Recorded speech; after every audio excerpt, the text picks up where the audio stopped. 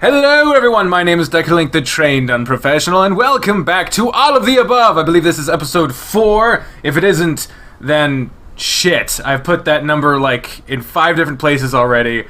I'll have to go back and fix that later if it's wrong, but either way, that is not the point. The point is we are here with the one and only, the person behind one of the more interesting visual novel projects. It's something I have not seen done before, personally. Granted, I wasn't looking for it, but I have not seen it, and that's all it takes to be unique, I guess. This project is one that has caused a lot of stir in the community of visual novels. It is something that people either hate for no reason, love for all of the reasons, or are just interested in, and I am the last two. I love it, and I am very interested in it. Please welcome to the show, Dzahn Dragon, or as D's nuts, I don't know, Dzahn Dragon of Morenatsu Revisited. How the hell are you doing today, man? Oh, I'm doing great. Thanks for having me, Decker. Thanks for being here, man. I really appreciate you sharing your time with me. And coming on to let us all know a little more about what is going on. Because, I mean, me personally, as someone who's trying to do a Let's Play of it, I find myself constantly being like, what the fuck is going on with this thing? Because originally it was Revisited, and then it was Homecoming, which is completely different. So, before we get into any of that stuff, let's start from the beginning, because that's a start from the start. That's a good fucking way to run about things. I just woke up. So, starting from the basics, what inspired this project for you? What inspired you starting this Revisited project, and then, of course, Homecoming? What started that as well? Let's see. Well, I don't want to necessarily say that I started it out of the blue. I've dabbled in making games for maybe about 15 years. Jesus Christ. Yeah, I used to make games all the time in engines like RPG Maker and Game Maker. Any that people might recognize? Oh, I highly doubt it. And the quality is most definitely not there. So no one starts at the top of the mountain. You gotta climb that shit.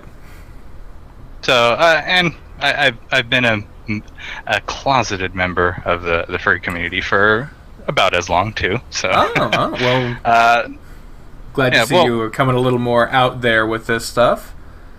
Yeah, I know it's definitely been a journey. So the first I feel like this is a story that most furries end up having, but my first furry visual novel ended up being Morenatsu, and I know that this tends to surprise people a lot, but I actually played it back in September 2016, so I'm a relative newcomer to this scene. Oh, wow. Yeah, so played it around the same time I fucking did. Good God. It's funny how that works. 2 very different paths from the same thing. Yeah, so I did my first playthrough of Morenatsu. I think, no, I don't think. I know the first route I ended up on was Tatsuki, Dzahn Dragon. He's probably gonna go for the dragon, right? Well, it makes sense you go for my route, you know. And I'll be perfectly honest. I wasn't the biggest fan of what I saw, but there was one character that did catch my eye. I'm not sure. I don't think you actually went through that path in Morenatsu when you did playthrough, but on my first playthrough of it, I went on the test of Courage Day with Konosuke and Torihiko, and I ended up deciding to go with Konosuke because from what I had seen of the character up until that point, he reminded me a lot of my old roommate from university, so I decided to go with him. And just everything that Konosuke did in that route just made me fall in love with the character. And he ends by saying, you were basically what kept our group of friends going. Wow. And I sympathize with that. And then it was right after that event finished, I was like, damn, I kind of wish I went with Konosuke instead of Tatsuki. Yeah, so I went through. I finished Tatsuki's route. It was okay. It had a lot of potential to be better than it was. Mm-hmm. And then I went through and I redid the game, and this time I went with Konosuke, and I was shocked at how terrible of a route he actually had. Damn. It's very interesting. There's the first half of the game where you're actually hanging out, and it seems like he's actually liked by his friends and by Hiroyuki. But as soon as you actually get on his route content, the entire way he's being shit on by his friends. He's being shit on by Hiroyuki, Damn. the main character. And he wasn't treated well at all, and it kind of broke my heart. So goddamn.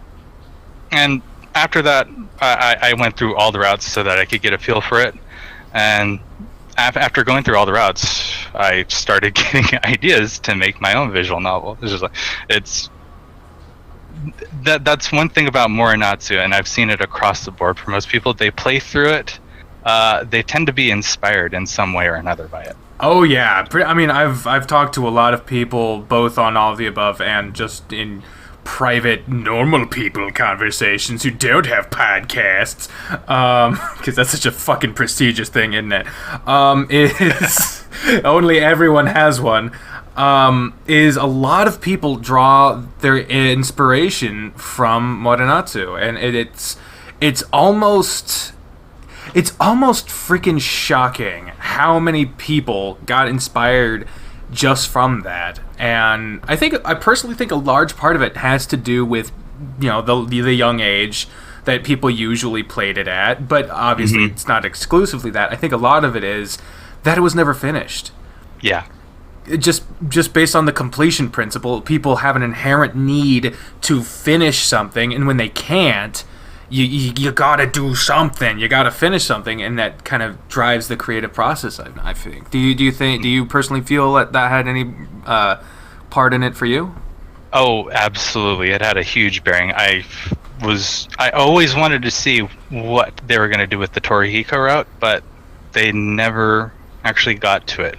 I mean, I can do like a brief history of the game's development, because I kind of had to learn that stuff to actually do the project. But and good on you, because you could have just half-assed this shit and just slapped Morenatsu on some fan fiction, and because some people I've seen calling it like it's more like a fan fiction. It's a freaking good lord, they're using fan fiction like it's a damn slur.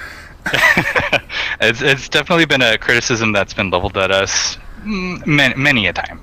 Yeah. So and we've kind of gotten used to being accused of making fan fiction, and we're not doing this under the pretense that we're the original team. Yeah. We're just really big fans, and we actually wanted to see it finished. Yeah. I think that's a fantastic fucking way to approach it, because it's showing that you actually have a love for the game. You actually are invested in these characters. You actually have to want more than just, that guy's hot, I want to see him open his butthole. You actually love what was there to the point where you want to see it done properly. Some characters were kind of shit on, but you also want to see it done at all. Like that's only people who really enjoy it could really have that. So honestly, I personally think that you're coming from this in one of the most respectful ways possible. Oh, thank you. It's not super often I actually hear that. Well, you always got an advocate in me, man. Oh, thank you.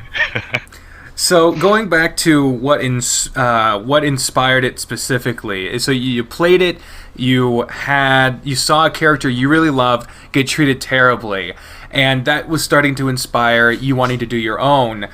But what specifically led you to deciding to do what most people won't do, more specifically, because a lot of people can complain, a lot of people can want things to be better, but only a select few will actually put the work in to actually do it. You put yourself in the line of fire to actually try to do something that you think was right, or that you think would be a benefit to this game and to its community. What got you to take that first step? Let's see. I think it was a combination of three things. So, shortly after finishing Morenatsu, I started looking at other furry VNs because I wanted to see. Oh, well, because there were a lot of things that I kind of dismissed offhand. It's like, I'm never going to play that. Like, for example, Blackgate. And then as soon as I finished Morenatsu, I played Morenatsu on a whim. I guess it's kind of a disservice to say I played it on a whim. The game I had played just before playing Morenatsu was Life is Strange, so that kind of influenced me, saying, hey, you know what? I think I want to check out games that are similar to this, and games that kind of appeal to my interests. So I started looking into it, finished Morenatsu, got really interested in it, and like, wow, there's a lot of room for improvement. So I wanted to see how others have taken this genre forward. So the games that I had seen and known about for a long time, like Blackgate, I finally gave them a chance, and I fucking loved them. Yeah, freaking Blackgate, man. I've also spoken with Bane, the person behind that, and he also, I believe, I might be misremembering this, but I believe he also was partly inspired by Morenatsu. So it's a really prevalent thing in this fandom. It's so crazy that a half-finished, not even half-finished, but a partly completed thing would spark so many stories to be told. Like that, it's crazy, that ripple effect. So you started playing more games like Blackgate. Are there any more that like stuck out in your mind like that? Or the two earliest ones that I played that really had an impact on me was Blackgate and Echo. Oh my god, I love Echo. Two of the most popular ones too. So yeah, but I looked into what it was that they were doing to make these visual novels, and that's how I came across the REMP program. So I started on and off just fiddling around in REMP, trying to recreate scenes that they had in those games to see, hey, this is actually really easy to use. Yeah. So there was step one, all right, and then step two. When doing some research on Morenatsu, its history, I came across this one individual. I wish I still had a link to it. I probably won't be able to find it if I look for it. But there was another individual, who had tried to remake Konosuke's route, but he had done it in the engine that Morenatsu was written in, Kitty Kitty. And I decided to install that and check it out, and it was just tweaks here and there to like tweaks in what Hiroyuki was saying. He completely gutted this one event that really paints Konosuke in a bad light and rewrote it from scratch. And just these little tiny tweaks that he did to the Konosuke route made it an incredible experience, and it brought it, I think, up to probably the second best route writing wise in the original Morenatsu. I'm sure that'll be a question later, but if I was going to rate the Morenatsu routes in the original game from best to worst, I would rank them Juichi, Tatsuki, Shin, Koya, Konosuke, and Shun. Shun's route was really bad, but the reroute that I played through, that this one individual did, brought it up to second, so right under Juichi's in terms of quality. And I saw that, I'm like, there is some potential in doing this, because the writing, while still good for this game, it has its flaws. And I saw what this guy was able to do with just little tweaks, and I said, you know what, I can do this on a bigger scale. I can do it for all the characters, and then we can finally have a Morenatsu that is both playable. I don't know if you ever tried getting the original Morenatsu to run. It's kind of a hassle. I don't. That was something that got me, was like when because, and I can say this knowing that you've actually seen it, because as you said before we started recording, you said my playthrough in terms of luck was probably the worst And I'm proud of that. I'm proud that I got the worst possible route, because I mean, if you can't live a game at its worst, then you don't deserve to play it at its best. I still don't. I cannot believe that you managed to get on Shun's route with all the choices that you made. It makes no sense. Oh my god, it puzzles me to this day. But the thing I was going to mention was, people kept asking me, like, where did you download this? Where did you download this? And I was like, I don't really remember. I just remember I looked it up on Google and found a Reddit link. And I downloaded it and it wasn't running. I was like, what the fuck? And it turns out I had to change my domain to Japan. Mm-hmm. Yeah. And I looked up what that would affect on my computer, and almost literally nothing, except it changed like the / to a yen sign, and I was like, I'm trying to learn Japanese anyway, so that actually is actually pretty freaking sweet. So I think it still is that. I don't remember ever going back and changing it, but yeah, to this day, my computer is still in the domain of Japan for no discernible reason anymore. Yeah. Well, yeah. So a lot of people, they end up finding that installing Morenatsu is kind of a pain in the ass. Oh my god, yes. in more ways than one. So, yeah. So I realized, you know what? Instead of doing what this individual did, why don't I just redo everything from scratch and put it in an engine that pretty much anyone can run? Yeah, makes sense. Accessibility is extremely important. Yeah, and then the third factor that got me to start Revisited was I had looked into the history of Morenatsu, and it turns out there was another group that had tried to do what I was going to do before. They were called the Revival Group, Morenatsu Revival. And they have a very interesting story, and it goes in a lot of different directions, but what I think I can say safely without people coming down my throat and saying, hey, you got the information wrong, is it didn't pan out initially, and for a while they were canceled. And that was around the time when I was thinking I was going to start this project myself. So I'm looking around. There's another group that had tried to do what I was going to do and failed. And I'm looking at this. This is potentially dangerous to do. So at least for a little bit, I'm going to do everything without telling anybody what I'm doing. Just keep it under wraps. So I don't have similar things that happened to the Revival Group happen to me. Mm-hmm. And so then I started, and I was coding pretty much constantly from, I think it was May 2017. That was when I started the project, all the way till October when I released the first version of Morenatsu Revisited. Jesus. That's 5 months. It's almost half a freaking year, dude. Yeah. Yeah, I know. I was there. It surprises me when I think about how much I actually put into it, and and it wasn't. I didn't take the code that was in the Kirikiri version and just copy it over. What I did was I basically reverse engineered it in a way that it would function in RAMP. Holy! So I would have the game open in one screen, and then I would have all my documents and stuff, my open open office crap on my other screen, and I'd just be writing down what I see, what's going on in the other screen.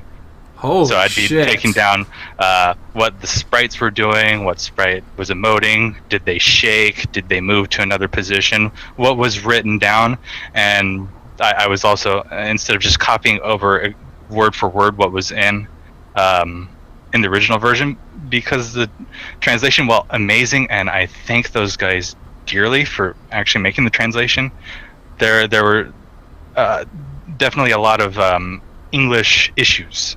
Yeah. So I wanted to try and fix as many of those as I could. Yeah, that was, oh my god. I got in trouble a while back.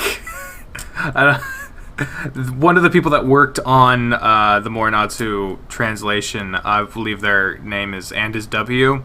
Mm-hmm. They were also working on the old versions of Lagoon Lounge, and I think they're also currently working on the remake they're doing of Lagoon Lounge. Mm-hmm. So there was an episode that I was playing, and there was just this string of fucked up words and messed up translations, and then the credits immediately rolled after that. And instead of saying something smart or funny or clever or constructively criticizing, what slipped out of my mouth was, Andis W is a terrible fucking translator. Oh. So I fucked up. I own the fact that I did it. I am not proud of that. And I really felt fucking terrible about it. And the bad thing is that I filmed it, I edited it, didn't catch it when I was editing, because if I had caught that, I'd been like, I can't fucking say that. That's a person. So I didn't catch it, and I uploaded it. None of the people in my comments section caught it. It was near the end of the episodes, and my viewer retention is generally not the full thing. But I was told on Twitter, they were like, hey, they're mad. I was like, oh shit. And I got on Twitter and I just saw someone had brought it to Andis W's attention, and he was like, I don't know what their problem is, but whatever. And all their comments on there was like, don't listen to that bastard, he's a piece of shit nobody who just plays porn games on his channel. I'm like, you're defending someone who worked on Lagoon Lounge. Don't try to use porn game as a slur against me. But two, yes, I fucked up, and so I apologized to Andis W. I re-edited the episode. I streamed an apology because I was supposed to stream that night, and I all I could think about was that. I was fucked up for months, being like, I gotta be careful what I say. Oh shit. It was fucking terrible. Jesus. But but one of the reason I fucking mentioned all this is because even in all that thing, Andis W was openly honest about the fact that the Morenatsu translation was one of the earlier works they did, and it was older, and it was not nearly as good. So they know it's rough. So I would imagine even I can't speak for them. Lord knows I should never try. But even the people who worked on it know that it's a bit rough. So yeah, it's I acknowledge that you said a truth in one of the most roundabout fucking ways possible. I just had to say that. And I believe a lot of the issue tends to be because for most translators, when they're translating, they try to keep as much of the original intent as possible. Mm-hmm. But what tends to happen is English doesn't necessarily have the words to express what is being said. Yeah. So that's why there's that saying, lost in translation. Exactly. It's a very difficult job. It's often a thankless job because people they'll never notice how hard it is until there's a mistake, because it's the largest demographic of whiny consumers are English-speaking people, as I've been able to ascertain. Of course, I don't have experience speaking anything else, so how the fuck I would know that, I don't know. Just speculation on my part. But people who speak English tend to expect English. And so if you put all this work into translating something into English, to anyone else, they just see it as the default. And you don't get a prize in the public audience for getting something to the point of the default, because people just expect it. And so they only think about the fact that it could have been anything else when a mistake happens, and then they're like, oh, it's a piece of shit, or you're a terrible fucking translator, and then reality smacks them in the fucking face, and they deserve it.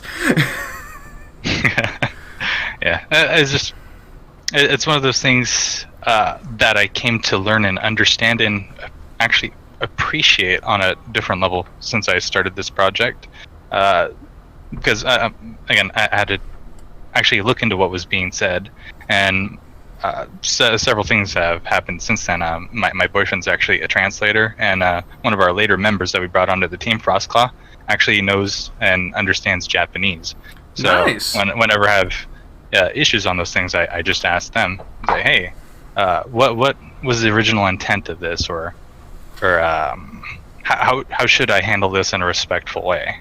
That's good. That's really good, because a lot of the criticisms that I've been able to see is like, whether or not you guys are working off of the original work, or if you're just throwing your own wants or your own shit in there. You are trying to be as loyal to the project as possible, even foregoing a possible flub or something that wasn't quite translated or couldn't quite have been translated in the original English translation, that you are paying attention to the actual original work as well. So that I think, because a lot of people get worried about whether or not it's true to the original author's intention and stuff like that. And so I think to hear that you've got people on your team who are translators who know and can understand Japanese, just so that you can get as accurate a representation as possible before anything gets changed. That is phenomenal, and I would dare say probably very reassuring to anyone who is clinging on to the original game. Yeah, and it's it's definitely one of the criticisms that gets leveled at us a lot, is we're not being faithful. These armchair critics who think they know what you're doing. And it's never been the intent of the project to go in and change everything and make basically Dzahn Morenatsu or whatever. The right Morenatsu.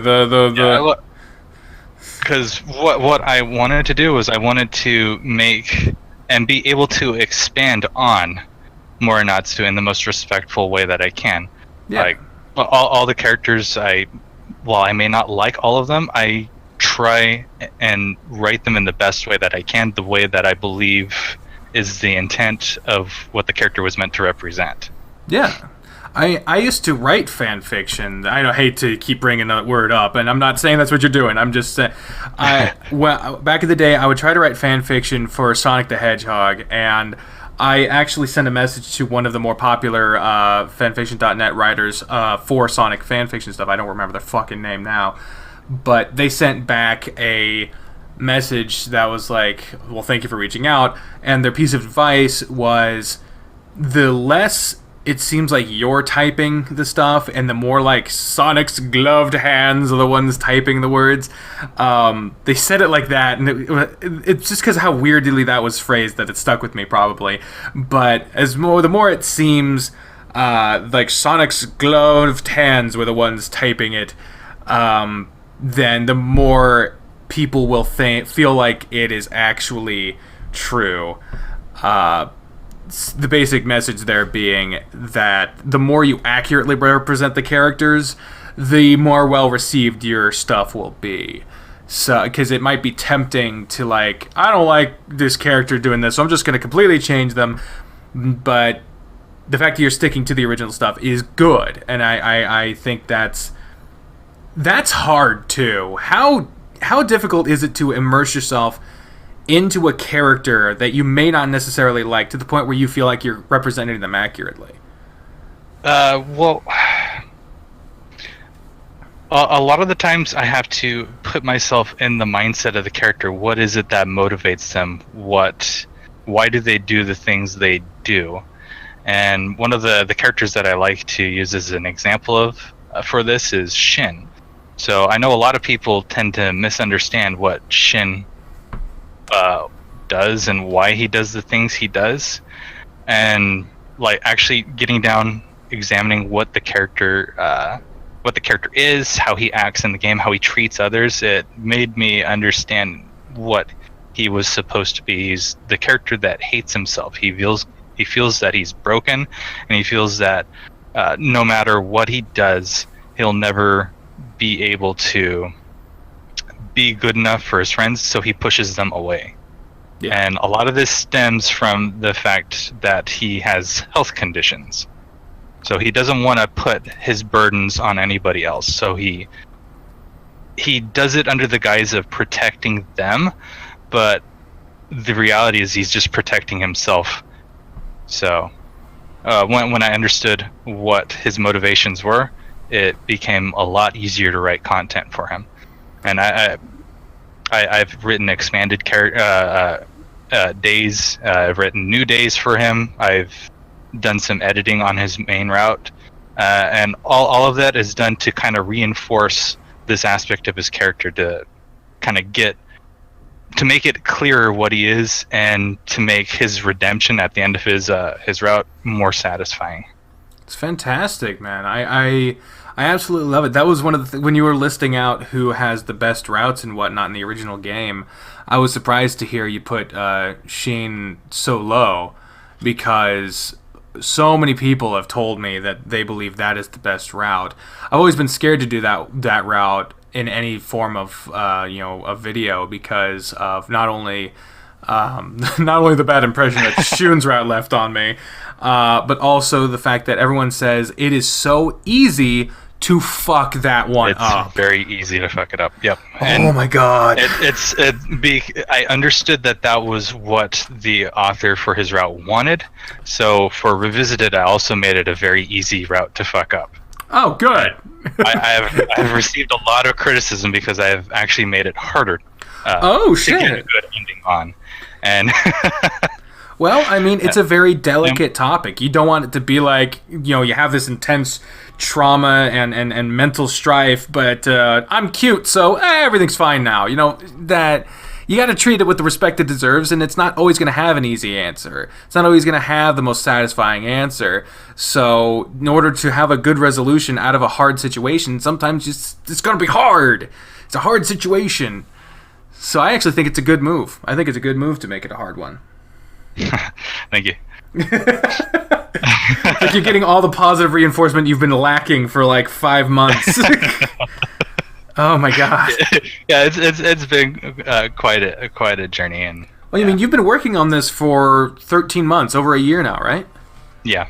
Yeah, you've been working on this for over a year. You've launched the original one, which Morenatsu Revisited, and now you're shifting gears to Homecoming Morenatsu Revisited. What started the shift to that? Why did you go from the original assets to completely new assets? What inspired that change? Okay, so here's where it gets interesting. Remember how I mentioned the revival group and how they were canceled? Yeah. Well, it turns out they actually weren't. And what they were doing is they were working on their version in the background after all the shit happened to them, at the same time that I was doing my version.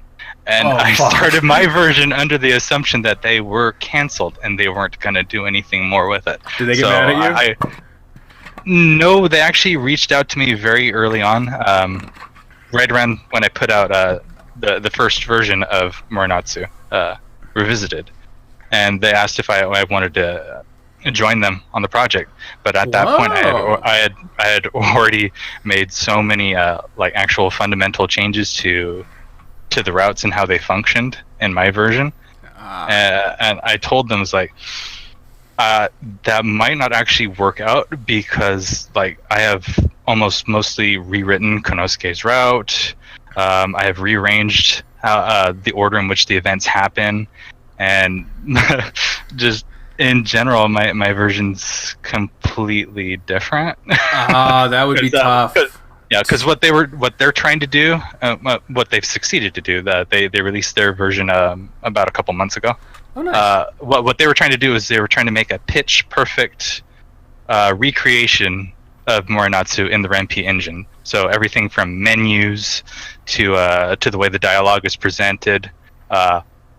They wanted to make a replica of it. Oh, so that people could actually play Morenatsu without having to torrent it, without having to do the app locale crap. Okay, so that's a completely different thing that you were trying to do anyway. Yeah. Okay, so yeah. And when they finally put out their version, I realized, I could keep going with Revisited the way that it is, and there'd basically be two versions of the same thing, or I could try and do something a little more radical and dude. Basically change things up. Like I had already proposed that I was going to rewrite Shun's route and Konosuke's route. Konosuke, because his original route, it was so severely flawed that it actually treated him as a villain rather than a character. God damn. And Shun's route, because as much as I understand how certain people could appreciate that route, oh Jesus, it's so uncomfortable. It's not the most welcoming and accessible route. It could have been. So it sure fucked up my first impression of the game. God damn. And so, what thing is, a lot of people accuse me of like going in and changing everything and making it unrecognizable, and that's not my intent. Yeah. What I want to do with these routes, the ones that I'm rewriting, is I'm going through them, I'm figuring out what the essence of what the author is trying to say, and I'm trying to help them say it better. Yeah, it's all about accessibility. It's all about it being accessible to a culturally different market. It's all about bringing a story that never reached its conclusion to a conclusion that would be better received under a more easily understood and more accessible, a wider demographic. Yeah, you're not trying to make it in your own image. You're trying to be like a surrogate. You're like a surrogate mother, basically. I haven't heard it put that way, but that feels pretty accurate. Yeah, I mean, I would certainly, after just this little bit of conversation, would say it certainly feels like a labor that's been going on for 13 months. It just won't come out. But it's a labor of love, I imagine. You can't work on something this long without loving it at least a little bit. Oh, absolutely. And especially for a passion project, it's really a shining symbol of what a fan can do for the work they love. So one of the things that I think screwed up my original run of Morenatsu was the fact that I tried going first to Torihiko, who did not have a completed path. Then I went to Tatsuki, and somehow wound up on Shun. But the non-completed paths, that is gotta be a tough one to fill in the gaps for, because you can really pay attention to the build-up and how a character would react. But when you take a character out of a situation, or you just don't give that situation to the character, how on earth do you maintain the author's intention when you have when there's no map, there's no plot? How do you complete a route that hasn't been done yet? Yeah, that's what makes 2 of the 3 unfinished routes extremely, extremely difficult. There is a nice thing about Torihiko is I was able to pretty much surmise exactly what was going to happen on his route and the trajectory they were intending to go. So his turned out to be one of the easiest ones for me to kind of outline and figure out what I was going to do. Can't say the same for Satoru and Kyoji though. Oh my goodness.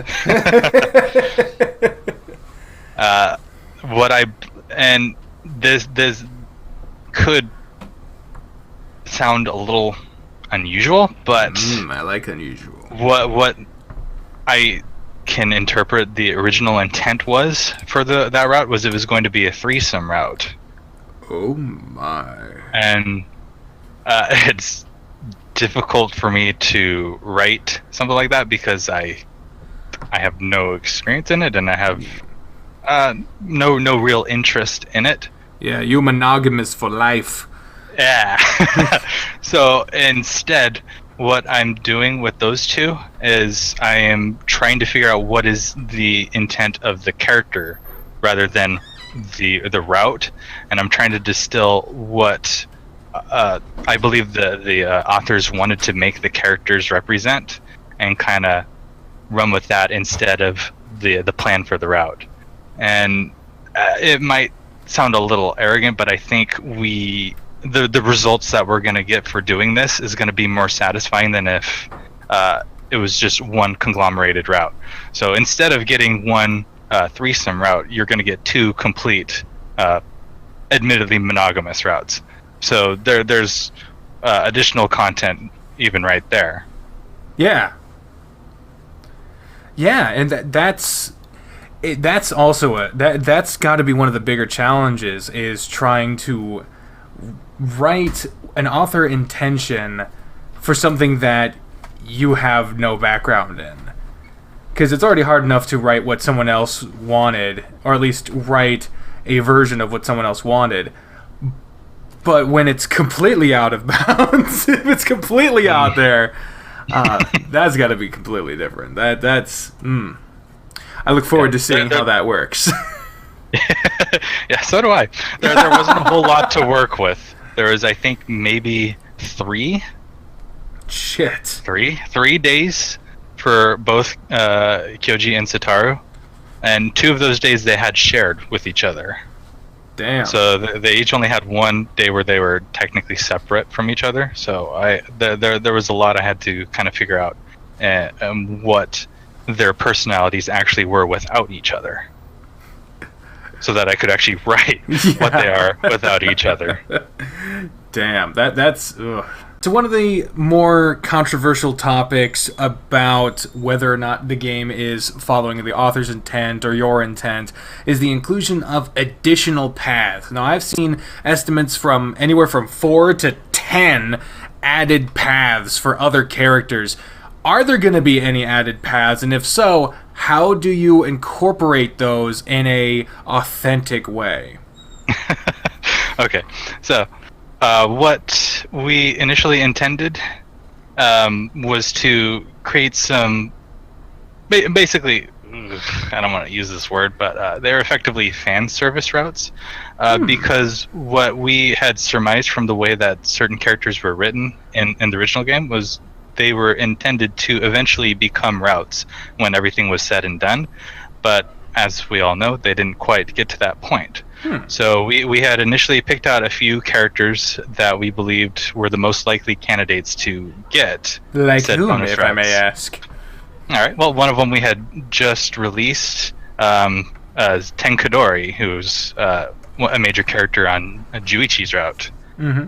And since we kind of canceled this aspect going forward for Homecoming, the other 2 that we were considering for bonus routes were Chokichi and Nanafuse. Who the fuck are those people? I don't really know. I played one route and there was only one other character introduced. Yeah, Gaku. Oh, he was on the list too, but very low. Yeah. Creepy ass motherfucker. Anyway, so what we had done back in January was we brought in an editor and an additional scenario writer with our friend Frostclaw. And what he was going to do was he was going to write the bonus routes. And after we kind of figured out we were going to transition over to Homecoming instead of continue on with Revisited, we kind of decided, you know what, finish up what you're working on right now, and then we'll just treat that as the final update for Revisited. And so he finished what he was working on, which was the 10 route, and we had just released it several days ago. So yeah, that was, I kept seeing like 10 route, and I was like, what the fuck? And like in comments and stuff, I was like, what the fuck is the 10 route? I don't. Yeah. What it wasn't 10 individual routes. It's just a character named 10. Oh, who was getting a route. I was very curious. I didn't know what the fuck.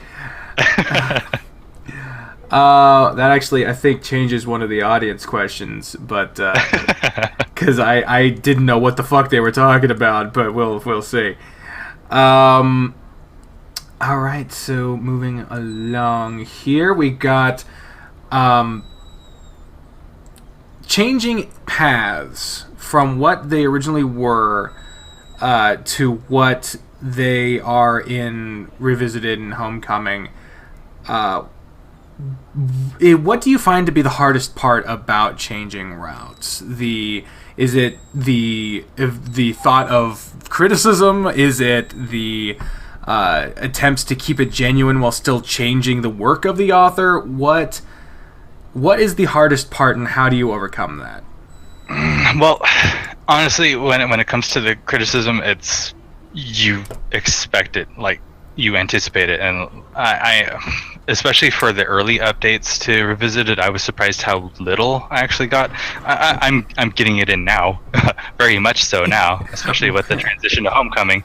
But for a very long time, there wasn't anybody that was super up in arms about the changes, and I was surprised. What ended up being the hardest part about changing the routes and expanding them was getting the intent right, preserving what I believed was the essence of the route, and not changing the essence. I didn't want to change the essence of the routes. I just wanted to make the essence clearer, so to speak. Yeah. Okay. So the hardest part is not the criticism. It's not. Yeah, that's. What would you say? It's getting it right. Yeah, it's getting it right. That shows where your focus is. It's actually in the work and not the reception. That's a good attitude to have. In terms of the original game, what were the things that stood out to you? If you had to list like 3 things that were your favorite things and your least favorite things.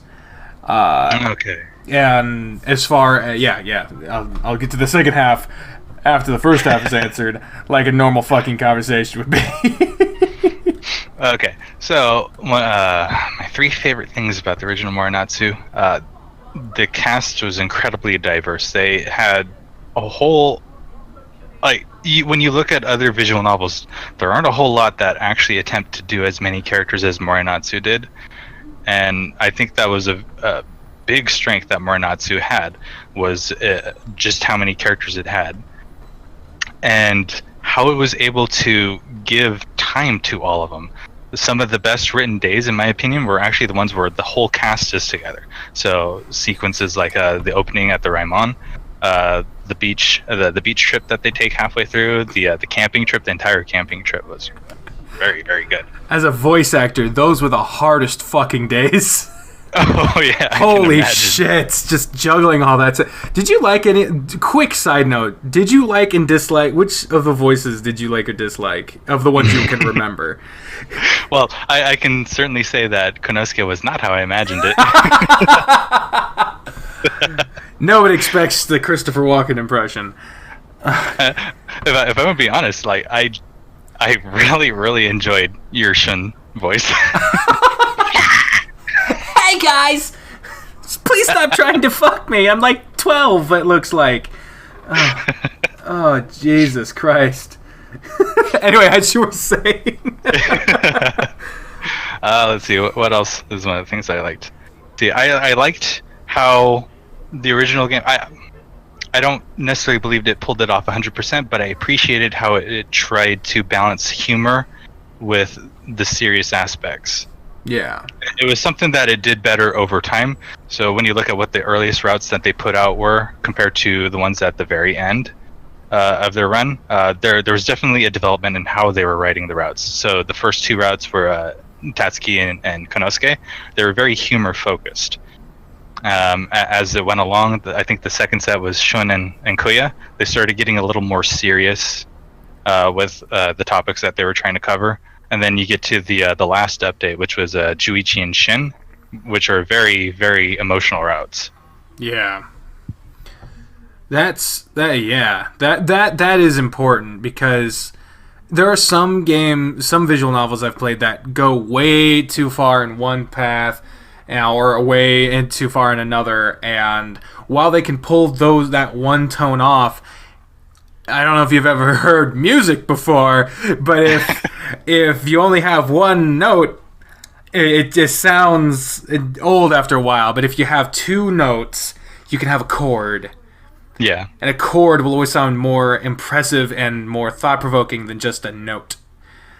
So a good balance of two different aspects is very fucking important. And that's something that people kept telling me about Morenatsu. They thought that it was doing that, and because I only got Shun's route, I never got to see that. And I look forward to seeing that in your version, because I'm too scared of the original version to ever go back to that one. Even though I know there's good stuff to be found. I know there is. There's no way in fuck so many people would have been inspired by this game if there wasn't something good in it. But so obviously there are wonderful things to be had in it, and I'll probably play it on my own time, but I'm not recording it ever again. I'm too fucking scared of that shit. And that's fair. Yeah. And let's see, the third thing that I always appreciated about Morenatsu, this one might take a little explanation. One of the philosophies that I take into any artistic thing that I'm doing when it's music, drawing, writing, is I look and want to put into my own work honesty. I'm not trying to appeal to something. I'm not trying to be a quote unquote sellout.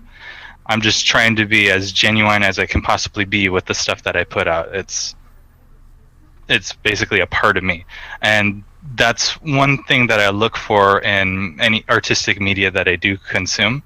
And that was something that stood out to me as very sincere with Morenatsu. Is it was, in spite of its flaws, it had heart, it had charm, it was a very honest game. Yeah, that it really, like, even with the fucked up route I wound up on, it really seemed like there was no amount of just trying to do stuff for the sake of an audience, like an audience pop, as a wrestling fan. That's just where fans just go, ah! And in a positive way. Mm-hmm. It really felt like this was supposed to be a game about just a good summer vacation back home. Yeah. And getting to catch up with your friends. It didn't seem like it was trying to do anything other than that. And that's fucking nice. Like, there's a lot of visual novels I've played that get so caught up in trying to either create dateable characters and it completely ignoring the like a story, or they get so heavily invested in telling a compelling story that they forget why they're telling it. Yeah. And I'm not gonna name specific ones because that's terrible. I've learned that you don't fucking name anyone or anything ever. That's just a mistake. But to have honesty in a game, that's really good. So now that we've spun the positives, what are some of your gripes with the original game that we haven't already talked about? Like you mentioned, Satoru's route. Fuck it. Yes. Wait. No. God damn it. So many fucking names. Jesus. Routes being kind of messed up or whatever are not quite going in the way that it seems like they should have. And how many of those personal gripes wound up in the game as opposed to stuff like that? Just stuff that you were like, I don't like that, versus... Because you're really trying to focus on authenticity and whatnot, but was there anything that just... you couldn't abide by so much that you had to change it? Okay, so my goodness. Okay, I'm not gonna list off the obvious ones like Shun's route, for example. Mm-hmm. A lot of these might actually go outside the game, per se. And there's some that are actually present in Revisited that we are most likely going to take out of Homecoming. Okay. Okay, so I'll start with that one first. So, a very common complaint I've seen for both OG and by extension Revisited, because I kept this in for the sake of completeness, because at the time I believed I was the only one that was actually working on a updated version of Morenatsu. But in 2 of the routes, there are very explicit rape scenes. And pardon? Yeah, actual full-on rape scenes. So there are sequences where you literally rape these particular characters, and I'm sure if any members of the audience have played either version of Morenatsu, they know which characters I'm talking about. Oh my god. That is definitely a gripe I had, but I kept it in there because I believed it was a part of the vision that the team had. And it's an aspect that I'm going to change when it comes to Homecoming. Thank you. Because with Homecoming, what I want to create the best version of Morenatsu that I can possibly come up with, and that would include trimming and editing aspects of it that don't quite work and don't quite say what I believe the team intended to say. Yeah.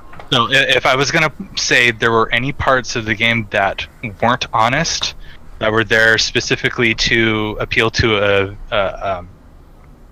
certain audience, I would say it was those particular instances. They didn't need to be there. They were gratuitous, and I believe the game can live without them. Yeah, I mean that's. I recently finished playing a game called Nekajishi. You familiar? Yeah. Yeah, I played the Steam version, and there was a moment near the end. I won't go into too many specifics, but there's a moment near the end in the Steam version. It's obviously the clean version, where there's a forcible kiss, and I already was just like, no, I don't like that. But it wasn't too bad, and it was serving an actual purpose. There was a physical purpose for it. I didn't like it. I thought it could have been done differently, but I saw why it was done. Made me uncomfortable, but then after finishing the game and the DLC and everything that I could do without completing the game, because I'm not the fucking completionist, love that guy. Gerard, you familiar? Yeah. Oh my god, he can't sing worth a shit in my opinion, but okay, that's harsh. That's harsh. It's too harsh. He has done great songs. God damn it, I'm not learning. All right, I'm just saying shit. God, I love you, Gerard. Please. Nah, he's never gonna fucking hear this, and even if he did, he wouldn't give a shit. Who are these 2 furries talking about? Oh god, I fucking love. I love the completionist. I just never been a fan of his singing. Anyway, but it turns out in the version you can get that's free on the website that you can you can optionally pay for. The kiss is replaced with a rape scene, and I was just like, God damn it, I already recorded me saying positive things about this game, and if I had played all the hours I had just for that the end for them to include a scene like that, I'd have quit right then and there. Just no, I'm not. I can't I can't understand a freaking and that's the. I've played Morenatsu, I've played Lagoon Lounge, I've played Nekajishi. Why out of these 3 games does there always seem to be a complete lack of emphasis put on consent? Consent. And why do they just treat non-consensual sex, aka rape, as a plot device that could be just thrown in without any consequences? See, well, I have my theories. I also have theories, but this kind of goes into my number 2. So oh, go ahead. If you'd like me to continue. Yeah, Okay, so well, absolutely. I'm supposed to be interviewing you as opposed to me just yammering forever. Yeah, no worries. So I already talked about the rape scenes, but I also had a problem with the way that the actual sex scenes were written too. They were written in a way that it was always unpleasurable to the other partner, depending upon who was topping and who was bottoming. Yeah. And that it didn't sit well with me. So that was one of the things that I did when I was rewriting those sequences, was I tried to make it so that it was more clear that both parties were enjoying what was happening. But when I actually got down to it and I examined what was going on, I started to understand why they were written the way they were. And I believe it might be there might be a cultural aspect to it. Yeah. So, I mean, that's fine. That's the way they write their sex scenes. Yeah, that's fine. But it doesn't translate well into other regions. Yeah. So I tried to make those sequences so that they would be more more reasonable to other areas. To cultures that don't think of rape as a plot device. I mean, it can be a plot. I'm not saying you have to ignore it. It does happen in the world. If you have a story about a rape victim, then you have to treat it with respect, but you can't just throw it in there, just parsley on the dish. No, if you're going to use rape, that has to be the fucking dish. I'm making food analogies about rape. I'm very tired. People in Son of Psyops in the chat are saying rape is bad. Yeah, I don't care if it's a cultural thing or what. If there isn't a universal acknowledgement on this, then something is wrong. But I don't know.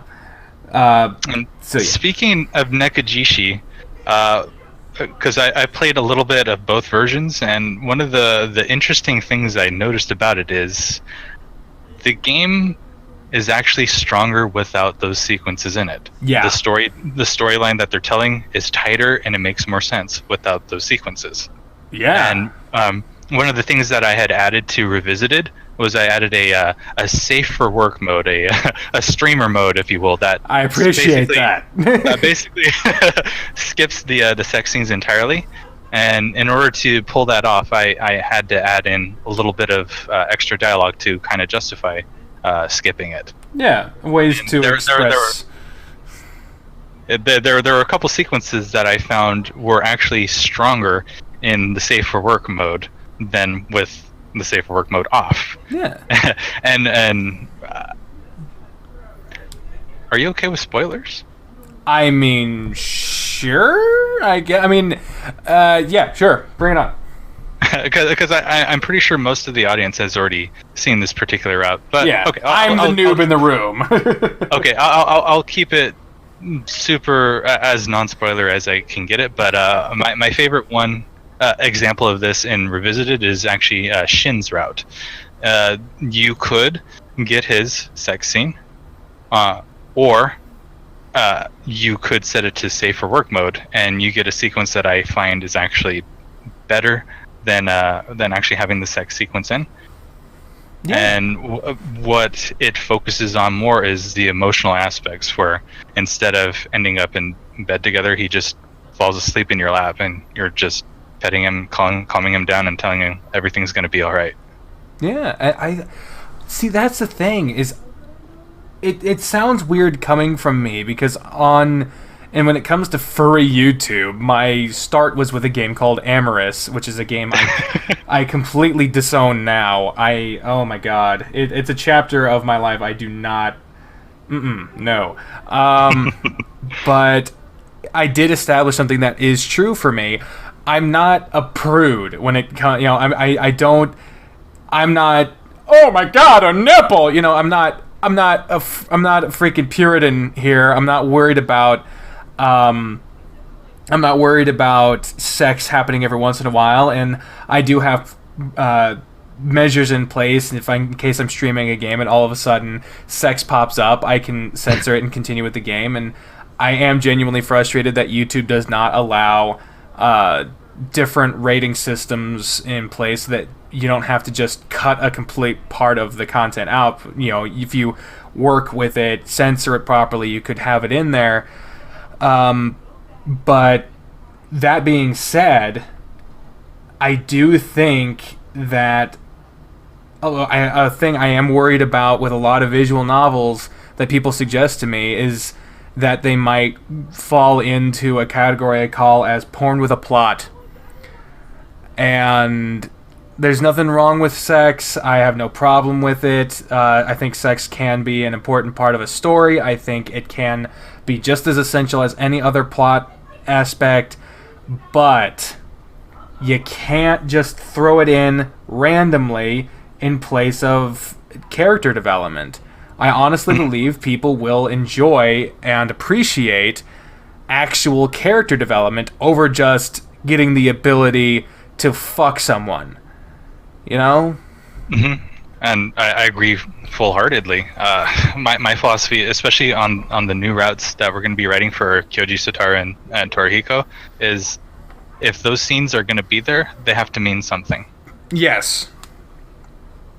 I thank you, because goddamn, there is a certain game that there's a certain game that a lot of people really like, and they really like me playing, that I am iffy about going into it. Okay, so it's not a certain 3-parter. I'm not gonna say which one, or what, or them, or it, or what, or why, but there's a certain game that just throws it out in the middle of nowhere, and whose focus is not at all on the story or on the characters or on anything that makes you interested in anything that's going on, but the only reason anyone asks me to play it, at least it seems, is because they think the characters are hot and they want to hear someone with voice acting narrate a sex scene. Because, god damn it, I can understand the appeal of a sex scene being treated with the same level of effort that you would get in an audiobook, but fucking hell, if you're gonna have... I think I know which one you're talking about now. If you're gonna have sex in a story, like you're gonna have anything in a story, fucking make it important, or at least a part of it, or something. Jesus. Anyway.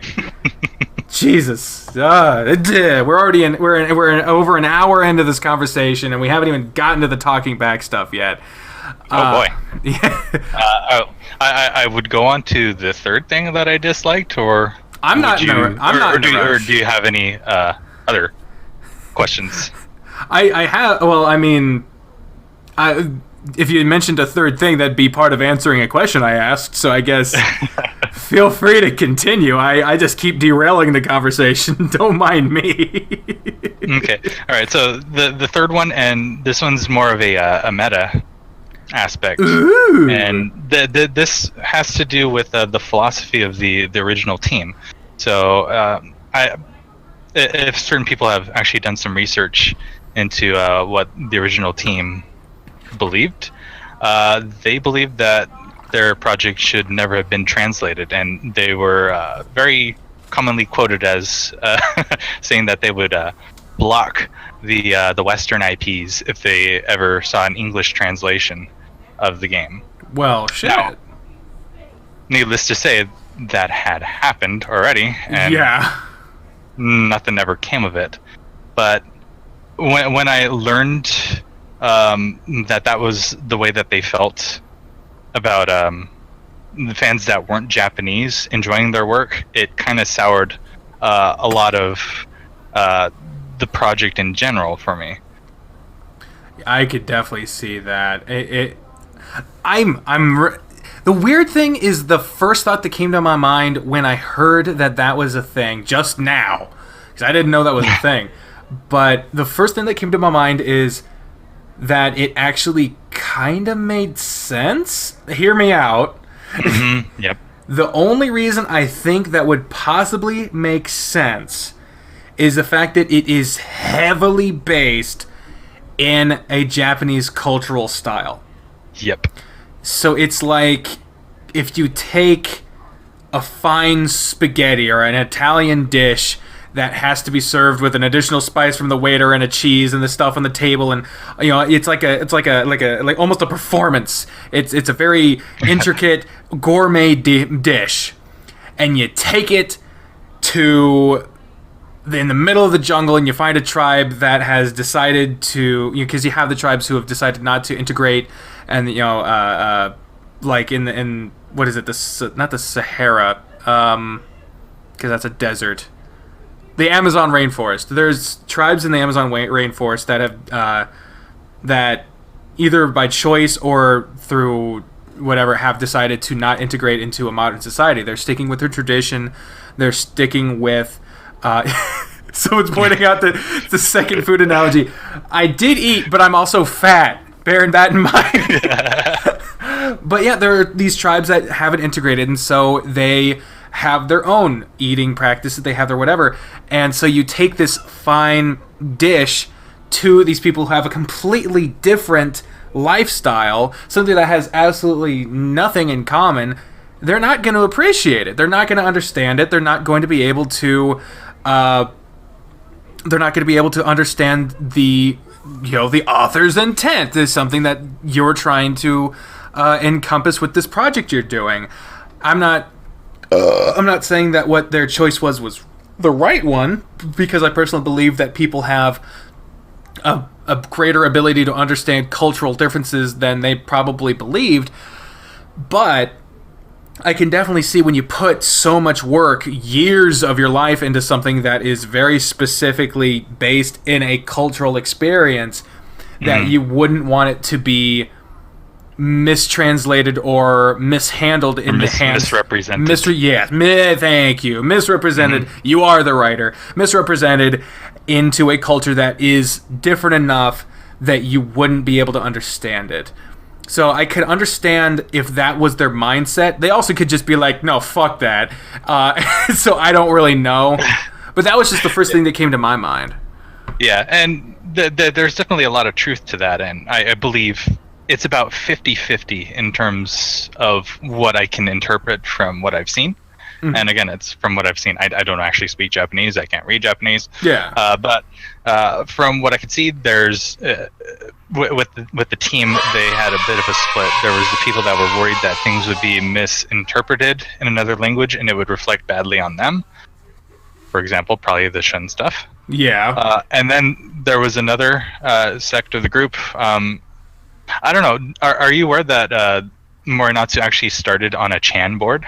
It was organized initially on a Chan, just a bunch of anonymous people on something like, say, our equivalent would be 4chan. Holy shit. And they organized the game together, and they said, hey, you know what? Let's make a gay VN. Huh. So, yeah, that's how the game began. So there's the other 50% that I'm talking about is a little bit of that Chan culture, saying Westerners probably won't understand this, and we're not even gonna give them the time of day to actually try to understand what we're doing.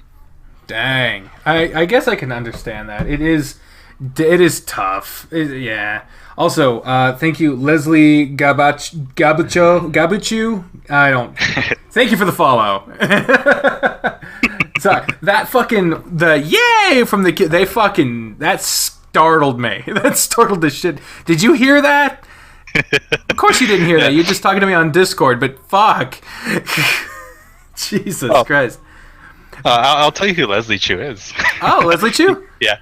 He's actually he's our musician. Oh! Well, that was a fucking note I didn't know I could fucking reach. That's awesome! Thanks, Leslie. Leslie Gabuchu. Is it Gabu?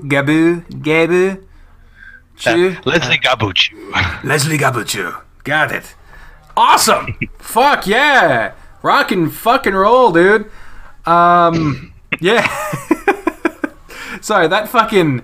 That shit startled me. Because I don't know why, but for some reason the volume for everything but the alerts on OBS are quiet. Everything else but that is quiet. That's the only thing that's on full volume, and I don't know what the fuck is going on. Also, a mixtape would be awesome. I have no money, but I'm sure your beats are in fact fire. All right, so I'm good. I'm looking at some of these questions I put down, and we already addressed like all of this shit. Amazing. You could talk for an hour and a half and actually address things. Oh, going into this, I was worried I was going to be a really boring guest. God, no. You've been really... Like, a lot of people seem to be really enjoying this, and myself included. You've been really engaging to talk to. I really appreciate you being here. Thank you. So I guess before we move on to the fan questions, let's touch on the person behind the project. Tell us a little more about yourself. Where are you from? What do you like? Are you... happy? Okay. that fucking dramatic pause took way too goddamn long because I forgot what I was going to say. Well, I will answer that question. I would say I am definitely very happy right now. So. Yay! I like happy. Okay, so I'll try. So, hi, my name's Dzahn. I'm 26 years old, I'm 26 years old, and I'm currently living in California. California, dude! I'm from Kansas, so I am legally obligated to think everywhere else is weird. I currently, on top of doing Morenatsu Revisited and artwork and music and everything, I'm just doing. I'm so talented, but aside from that, I have time to be a normal human being. But, I work at my family's business in sales, so. Oh, nice. So that's what I do during the day. Your day job is sales, and at night, you're an artist. Artiste. An artissimo. That didn't work. All right. Is that I'm not gonna ask any more specific other. Is that NorCal, SoCal? What is that? Well, NorCal. So see, that's actually cool because I a couple years back I was actually in California filming a movie. What movie was it? It's an indie film. I'm not Russell Brand over here. I'm just some random dude that happened to know a guy who was filming an indie movie, and I took that chance to go meet him. You got the voice for it. Why, thank you. I appreciate that. If only I had self-confidence. Oh, that's fucking awesome, dude. So you writing, you mentioned doing music too, yeah? Yeah. Nothing super serious, but I've played guitar on and off for 10 years. Nice. I was going to say, obviously, you're not doing too much because you have a musician on hand. Yeah. If you could do it all yourself, you wouldn't need anyone else. Yeah. In general, when I was bringing in teammates, it was the areas where I couldn't perform as well as they could. I brought them in. That makes sense. So. That actually makes literal sense. You bring in people who can do the thing that needs to be done. It's just a general job description. I like it. So you said you do... this sounded like I was being a dick. I promise I wasn't trying to do. No worries. What... So you do... you did guitar... Jesus, you're doing... God damn it, Bear Dude 699. Thank you for the follow and hello, Stephanie. I need to figure out how to. What is the audio balance on this shit? Because that thing is loud as fuck for me. God damn. So you do sales. You do that would fucking explain it. The OBS volume was like up to full. How the hell did that even? Super interesting stuff. I'm sure that's what everyone wanted to wanted to hear about. Um, so, for Morenatsu Revisited, what are the hats that you wear?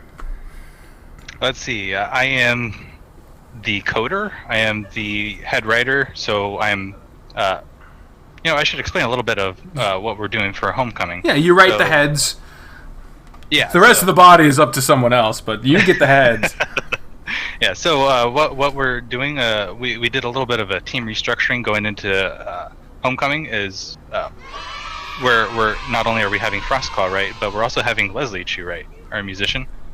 Mm-hmm. So what I'm doing is, on top of doing 2 of the 6 routes that still haven't been finished, I'm also outlining all the routes so that we have a consistent tone and consistent, feel to the routes going forward. I'm basically the project director, and currently I do maybe 75% of the PR, but I think kind of want to drop down a little bit because that gets pretty stressful, especially lately. Goodness. Well, I mean, doing this, all the above obviously isn't the biggest podcast in the world, but that it's something. It's publicity. You're getting a chance to talk at length about stuff. So. Yeah, and I appreciate the offer. Devilizer 9, thank you for the follow, by the way. That happened while you were talking. Also, Son of Psyops wants to know who writes the dick. Well, I do. I've wrote them so far. You get both heads. Got it. Yeah. It keeps... Devilizer is actually our artist, and he's actually my boyfriend too. So. Oh, sweet! Getting everyone in here, the entire dev team. Oh, geez, that's fucking sweet, dude. I really should be doing these live more often, but that's that's fucking cool, dude. That's fucking cool. I mean, I've only done 2 episodes of your game, but I am fully behind it, so I'm glad that my lack of production. When Homecoming comes out, I'm playing the fuck out of that, though. I look forward to seeing it. You best to bet your ass, as no one has ever said. Oh, I forgot one hat. It's a hat I took off recently, about a week ago. We decided that because I was doing the background art too. We decided it wasn't up to the quality standards of what we were looking for, so we're gonna burn that for a little bit, get the rest of the art kind of situated before we try attempting the backgrounds again, because what we were doing with the backgrounds, if you've played the original Morenatsu, you know that the original backgrounds are basically filtered actual photographs. Yeah, posterized pictures. So what we wanted to do was we kind of wanted to actually do some drawn backgrounds, see what that would look like. And I'm not the most talented artist, and I fully acknowledge that. But I mean, you fired yourself. Yeah, basically. We gave it a try. It didn't necessarily work out, so we're gonna test out some other things going forward. We may or may not go back and try to do background art again. Interestingly, it turns out that doing the background art is probably the hardest part of the art. It is. It really is. Like. Another visual novel that I play, Extracurricular Activities, they recently switched artists because of a personal dispute between the main writer and the artist they were using. So they switched, and they actually got 2 artists, one to do the backgrounds and one to do the character models. And the person they do the background arts, I believe their name is Gavel. Fan-fucking-tastic background art. It really blew my mind away because it actually made me start looking at the backgrounds. I started to realize just how, and they also switched to 16:9, which is something that Homecoming is doing, correct?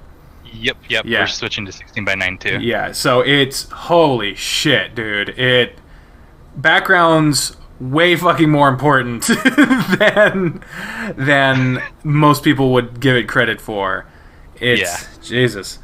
It's like getting anatomy right. You don't notice when it's pulled off excellently, but you do notice when it's pulled off very poorly. Exactly. And that was an issue we were having with the backgrounds I was drawing. It's like, you can tell that they weren't good. Oh, damn.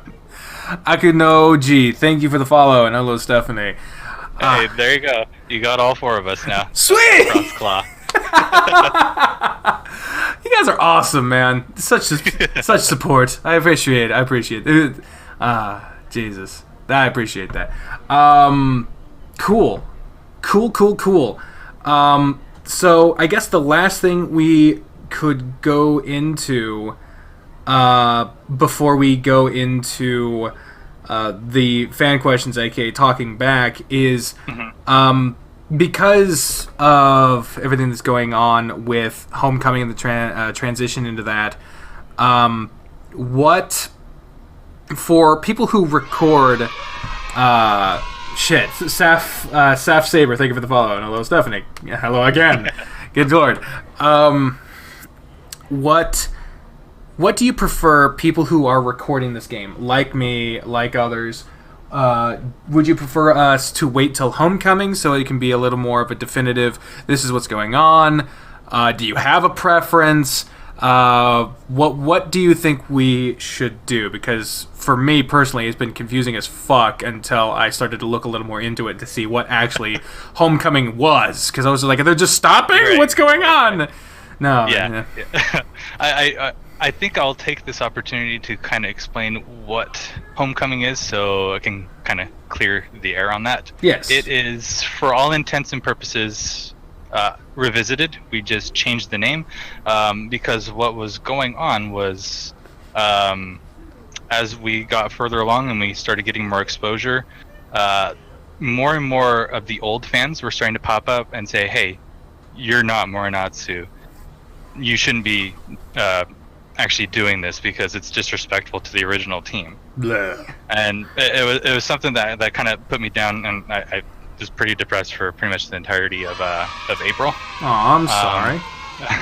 It's okay. I'm strong. I can handle it. You're a big boy. You can do this. But the conclusion I came to at the end of that entire experience was, you're right. This isn't Morenatsu. And I don't think it's fair to expect me to be Morenatsu team, because I'm not Morenatsu team. Yeah. So the conclusion we came to is, okay, let's actually acknowledge what we are. We are not a remaster of Morenatsu. We are a remake. So just like... a reimagining, if you will. I wouldn't necessarily say it's a full reimagining. We're still trying to keep the true. Keep the essence of Morenatsu alive, but in the same way you have, for example, say the original Evil Dead, and then the 2011-2012 remake, whatever year that was. I'm not a movie guy. I don't fucking know.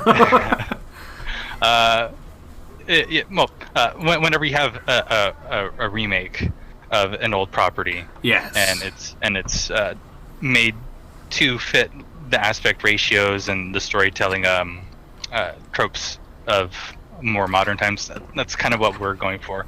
It's not a remaster, it's a remake. And in order to kind of get the point across and to kind of stop a lot of those people from kind of holding us to a standard that we couldn't possibly hit. Yeah. We decided it was in both the projects and the fans' best interest to change the name and basically make it as clear as we possibly could what we are. Yeah. And doesn't look the same. From what I'm seeing, that might have backfired a little bit because there's a lot more confusion about what Homecoming is versus what Revisited was. So that's something I'm gonna definitely have to work on and try to make more clear. I will probably try to make it more clear when we get our first version of Homecoming out. And what I'm trying to do with the first version of Homecoming is have everything that's already in Revisited ported over, ideally with all the updated art that we're going to do. So right now we're working on the updated sprites. We've got a huge slew of new songs that are ready. And by the time we get Homecoming, the first version up, there should be some pretty substantial progress made in some of the routes that haven't been finished yet. Yeah. That's good. It's good because, I mean, for me, I can tell you what made me confused about what Homecoming was. It was just because, I mean, first of all, I'm not that familiar with Fur Affinity. Uh-huh. So to have these different posts be what was updating it, I just didn't know. I'm not all that good at keeping up to date with, like, checking up on a page. I haven't done that since HomestarRunner.com stopped updating. I used to check them like every fucking day.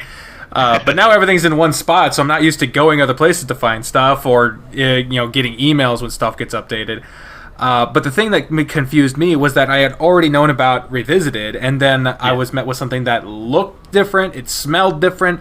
That was just because something was burning in my apartment, so yeah, that was smell different. So it seemed like it was a completely different thing, but in reality, it just was. It kind of looked like a reskin of what you were already doing. Mm-hmm. But because it was so different in just appearance, and it was on a website I was unfamiliar with, I was just like, what the fuck? And it's not easy to understand, so therefore it scares me. It's stuff like that. Yeah. Get a lot of that. Kind of what we anticipated we were going to get. What ended up happening, and I mean, it was something that I expected when I started, because one of the original plans going into the project was I was going to do all the art and music and everything for the Revisited side of the game by myself. But what we found was super common was players were just setting everything to the classic and completely ignoring all the additional art that we were putting together for the game. So we came together and we discussed it, and like, what's the point in doing all this work if nobody's going to actually look at it? Yeah. So we decided, it's not fair that the writing side is the only side that people are going to see. And that it's very difficult to make the new content, for example, the Torihiko route, without having new art, because we can't get a hold, and it probably wouldn't be the greatest idea to try and get a hold of the original artists from Morenatsu. Yeah, they don't seem the most receptive bunch. Yeah, so we going forward, if we actually put in the Torihiko route into Revisited, we would have an issue if we kept everything exactly the way it was, not like having the new art or anything. You would have huge gaps and huge spaces where you would see nothing but background, and then if you actually got to the CG sequences, you would just have a big black box. Yeah. And we decided amongst ourselves that that's not the quality that we want to achieve. That's not what we're going for. So we're gonna do this the hard way and take our lumps, but have a product that we can be proud of at the end of it. Damn straight. You're putting all the goddamn hard work in. The amount of work the whole team has put into making this game be as loyal and as user-friendly and as enjoyable into working on it. You guys deserve the goddamn recognition for it. Even though it would be pompous for you to say it, I feel I can say it. You guys deserve the recognition. You deserve to have people be able to enjoy and see and experience all the work you've put into it, because it is truly phenomenal and not something that I have seen done on this scale before. It is truly unique, and we actually have a few pieces of that you wanted to share with me, share with the audience concerning two characters in particular. I'll let you explain. All right, so one of the major features of Homecoming and Revisited was that we aged up most of the cast to kind of better fit the time frame and the school year that they were supposed to be in. So, for example, we had aged up Shun to 17, whereas before he was 15 or 16. But emotionally, he acted like a 12-year-old. Yeah! At the appearance of it. I'm just a fucking kid. Stop trying to. Yeah, so we have a couple concept arts for the two youngest characters, Shun and Sutaru, and this is what we're working with going forward. These are the characters that we're going to be writing for, basically. So here's Shun at age 17, and here's Satoru at age 16. Yeah. So we tried to make them look more their age and more their part and personality that we're trying to achieve in Homecoming. Yeah, that's it. They're cuties. I also forgot to mention, thank you for the follow, Sven M. Jolka. I'm writing them down so I don't miss them and so I don't have to interrupt, but I keep forgetting to mention it. But yes, this is the one for Shun, wearing the tight pants and a stethoscope by the looks of it. No, it's an MP3 player. Why the fuck would he have a stethoscope? And then this is, oh shit, grabbed the wrong thing. Fucking OBS, and this is Satoru. And I love it. I think they look so much better. I feel way more comfortable already thinking that these are the people that I'm going to be dealing with and that these are the characters I'm going to be voicing, because you don't want this voice anywhere near a sex scene. At least I don't. The people who do, I don't want them around me. They're fucking weird, man. So need to start doing a warning before I do that voice. God damn, I'm annoying myself. But yeah, so these arts very like as if the hour and 45 minutes of shit that we have already talked about hasn't already inspired me enough to be super interested in this game. These art, seeing something tangible really puts it into perspective just how much is changing. Because I think on the original post on your Furfinity page, you see the new Torihiko art and a background. I haven't checked it in a while because I'm bad at that, as I've already said. But that's a little bit of a taste, a little bit of a, ooh, what is it? And then you see a little bit more of this, and it's like you're getting to, it's like a snack now. I can't wait for the meal. Ah, jeez. Yeah. Another food analogy. I just realized. God damn, dude. I grew up very poor. Ah, Jesus. This isn't therapy. What the fuck am I talking about? Oh, anyway, so those arts, thank you very much for sharing them with us. I really appreciate that. Thank you for giving me the opportunity to share them. Absolutely. Thank you for just thank you, damn it. Don't thank me, thank you. And thank all of you for being here and watching live, and for all the people who are watching on YouTube later on. I absolutely love doing this show and talking to people like this. I fucking love doing this stuff. And it would not be nearly as fun without the audience that watches, without the people who have put in the effort to send in these lovely fan questions. I've got 15, god damn it. Oh boy. And these aren't even all of them. I had to curate some out because some of them just sucked, but also I don't want it to seem like if your question didn't get in, it sucked. Some of them were honest mistakes because some of them actually thought, as you mentioned, Jake, this is like the 19th time you've said this in the chat. Someone has already responded. The date, they don't know the date for Homecoming yet, but you guys are aiming for what? October? August? What was it? Initially, we were aiming for August, specifically August 19th, because that is Torihiko's birthday, but there is a lot more work than we thought was going to go into porting, so it might be postponed at least several months out from August, so I'd say... Tentative, I'm going to say it's completely tentative sometime 2018. Yes. The Kogi King 123, thank you for the follow. So yeah. It's okay, Jake. If I wouldn't imagine you'd keep asking if you actually saw or heard the answer. You just wanted to just blatantly say it. So yeah, there, as you mentioned, there were some people who were confused about you guys either trying to be or they thought you actually were the original people behind Morenatsu. You're not, and you're not trying to be. So some of the questions that were based like, oh, so what inspired the original story? Like, the best you could do is a history telling, maybe some speculation, but you can't really speak for them because you ain't them. You ain't trying to be them. You're you. And who you is and who you team is already more than good enough. Ah, god damn it. You guys are freaking great. So, getting to the questions that are actually for y'all, we'll start off with one from Chef, a former super donor on Patreon. Their question is Kyotaro the best ship? Kyoji/Sataro.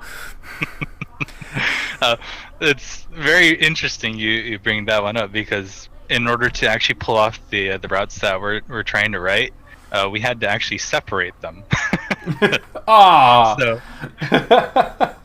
So I would say in OG, yeah, that was the best ship. But in Homecoming and Revisited, it's exclusively a mentor-mentee relationship. Okay. Interesting. Sunderslabs has called to attention something in the chat real quick. Says, please tell him this. I feel as if you guys are making an Americanized version with your translation, so I feel as if you are doing good. Oh, thank you. I believe you are also keeping an eye on chat, yes? Actually, no. Oh, okay. Well, it's a good thing I was. I mean, that's what I'm supposed to be doing. I'm not supposed to be... Yeah, it's actually one of those things that I've learned about myself is I cannot focus on a conversation in my ears and read at the same time. I learned that about myself, and yet I still try, and it's dumb. Oh my god, because the way I do my episodes now is I stream them, unless I can't. But when I stream them, I record the stream and then I edit it down. And holy shit, there are so many times where I'll just be reading a normal line and then I'll just stop for like 10 seconds.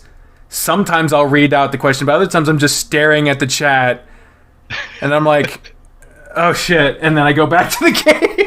It's got to be the most infuriating fucking thing to watch ever. How I have any followers is amazing, so thank y'all for sticking around. The next question is from Dirk the Red Panda, who asks, are you planning on making any visual novels in the future not related to Morenatsu?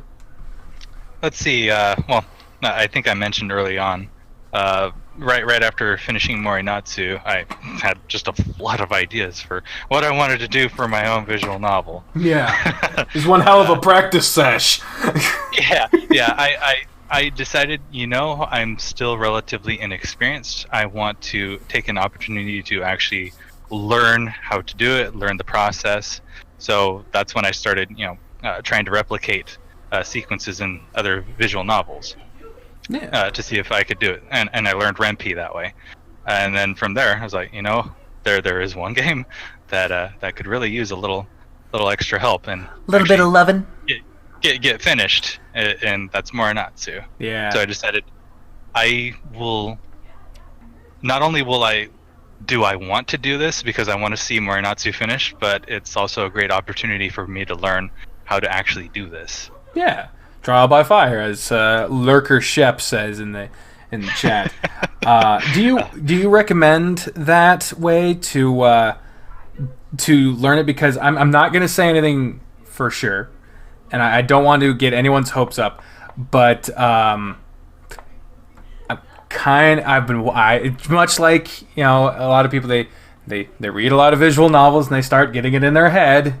Maybe I could do one too. So if I were, not saying I am, but if that were to be on my horizons, do you recommend that as being a way to, learn? Not trying to remake a whole fucking game, but no, I would not recommend trying to remake Morenatsu. Your whole project should come with a "Do not do this at home" warning. But and as far as like just tinkering with Ren'Py and getting some of the shit, the stuff, the inner workings, just playing around with it for a while before even trying to do anything, something like that. Would you recommend that as being a good way to start? Or it's a good way to start, absolutely, and I will explain why. And this is something that applies across the board when it comes to art. What you want to do when you're first learning how to do an art is you want to learn from the masters, so to speak. So if we're talking about drawing, that means yeah, you actually want to start off by tracing other people's works. You get to get a feel for how the lines came together, the thought process that went into the organization of the lines. When it comes to music, you want to play along and figure out how the masters played their songs. You want to learn how to play Stairway to Heaven. You want to learn how to play Don't Fear the Reaper. What? You want to learn how to do those things so that you know what it took to make those pieces of art. What? And then you can apply those thoughts and the things that you learned when you make your own content. I absolutely agree. I started laughing halfway through because you reminded me of that. The name Wayne's World. What? No stairway. Yeah, it's just I recognize that's a stigma that a lot of people put on stuff, and it tends to get put on tracing the most. Yeah, and I think it's an unfair stigma to have, because you have to learn. Yeah, you have to start somewhere, and you have to be taught. Yeah, a lot of people don't have access to teachers, so your best teacher is the masters. Exactly, and that yeah. Well, what I want the listeners to kind of take away from this particular thing is, don't feel ashamed that you're tracing, that you're copying a song. You, of course, don't want to try to pass it off as your own work, because it is not. You are learning from it. It is your training. Don't be afraid to train from tracing. Don't be afraid to train by trying to copy that song that you heard. That is how you learn. Abso-fucking-lutely. 100% behind that. Nobody starts at the top of the mountain, as I said earlier. That is very smart. And that's something that I think a lot of people need to hear. Because there's all this, like you said, stigma about, you're just doing fan art. What? Just do something original. It's like, if you are doing it, then you're putting something original on it. I mean, you obviously didn't create the character of Crash Bandicoot. So if you trace a drawing of Crash Bandicoot, then you can't say, this is my OC, please don't steal. But it is art. It is your art because you drew it. It's not your character. It's not, you didn't create Morenatsu. You're not claiming to. But that's, yeah, so fucking A+ moral there, man. Thank you.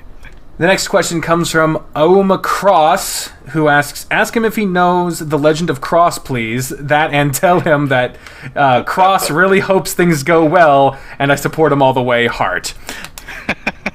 Well, thank you, Cross. I know you're listening. Cross is one of the members of our old Discord. And yes, I do in fact know the Legend of Cross, and you got your shout out. I don't even know what happened there. Wonderful day, Cross. That just sort of happened to me. I don't even know. I wasn't even a part of that. I will tell you, you just made his day. Oh, is that a good thing? Does his day one that should be made, or I don't? Oh yeah. It was worth making his day. I'm always glad to make someone's day. The next one comes from Leslie Reed, who asks, in your opinion, what is the perfect quote-unquote length a character like Juichi or Tatsuki would prefer inside of them? This is an important piece of lore that was never addressed in the original game. What do you... Thank you, Leslie. I appreciate this question. Would it perhaps be... No, go ahead. I would say probably the whole shebang, and they want it all inside them, so no length is enough. They're like, no limits. Oh, fucking hell. The limit doesn't exist. That was one thing. Have you ever heard of Death Battle? No, I haven't. I'm going to stir up some shit right now. Get ready for this. Okay, so Death Battle is a show that is produced by Screw Attack on YouTube, where they take two fictional characters and they put them against each other in a fight to the death. They do a lot of research. Sometimes they get it right into who would actually win. It's like that playground, like who would beat who in a fight, that type of thing. They did one. Their most requested one ever was Goku versus Superman. And they said, spoilers, it's like a freaking 5-year-old video at this point. They chose Superman to win. And they did a lot of math to justify it. They did a lot of whatever, and some things they got right, some things whatever. But at the end, this is something I've always not liked about death battles. They always try to sum it up very easily, and it never works because their summarizing was that Superman would beat Goku because Goku is someone who has the power to break any limit, but Superman is a man with no limits at all. And I'm like, if you have the power to break any limit, then you have no fucking limit! So you just said something is better than something because they're the same. It doesn't make any sense! Oh, how pedantic. Stirring the pot! Let's stay on topic, though. Next question. The next 5 come from the same person. Oh boy. It is actually from my official channel musician, McCry1 CV4. Their first question is, what is the first furry visual novel you played? I believe you said that was Morenatsu, correct? Yeah, it's Morenatsu. Or if you want to be very technical, Hatoful Boyfriend. Oh, Jesus. That's the bird one, isn't it? Yeah, that's the bird one. Yeah, if you want to be very technical. But the first legitimate... yeah, because technically that's a game, but... Yeah. This one also might be obvious. The next one is, what is your favorite furry visual novel? That's pretty obvious. Okay, so I am going to cut out the obvious one, and I will make a controversial statement because of my position working on Morenatsu. But my favorite in progress VN that's being developed right now is Echo. Yes. Echo is tied with Repeat for my favorite. My fucking favorite. Oh, God. Fuck. They did a prequel. Got released last week. Yeah, I've been playing through that too. Yeah, I'm going to actually have the author of the prequel on next week. Oh, that's great. I can't wait to hear it. Yeah. I'm going to be streaming these now because you've proven that this is a great fucking idea. I don't know why I wasn't ever doing it before. Because obviously the internet has not been a problem. It's a static fucking image on screen. It's not that big of a fucking bandwidth grab. I mean, it says something that we've been streaming for 2 hours and 0 drop frames. Like, that is unreal for my fucking streams. So... the next one is, what's the most frustrating part about rewriting the story? Some of these we kind of touched on, but specifically the most frustrating part. Frustrating. Okay, so besides trying to get everything to fit what I believe the theme of the routes was supposed to be, it's been trying to kind of make sure that it doesn't piss off people. With the changes I did, one of the changes that I did for one of the routes that I was convinced was going to get me a lot of hate was I changed Tatsuki's relationship with alcohol. Instead of making it a quirk, an aspect of his character that's played for laughs, and like it was in his original route, I instead chose to treat it as a point of contention in his life, something that he needed to be able to overcome to improve his life. Yeah, I mean, just in the opening scene, it seems to be, in the original, it seems to be a persistent problem that makes people extremely uncomfortable, and they have to physically restrain him and shit. Like, this is a serious problem, and it deserves to be treated. It deserves to be treated the way that you are, with it actually being a serious issue, you know?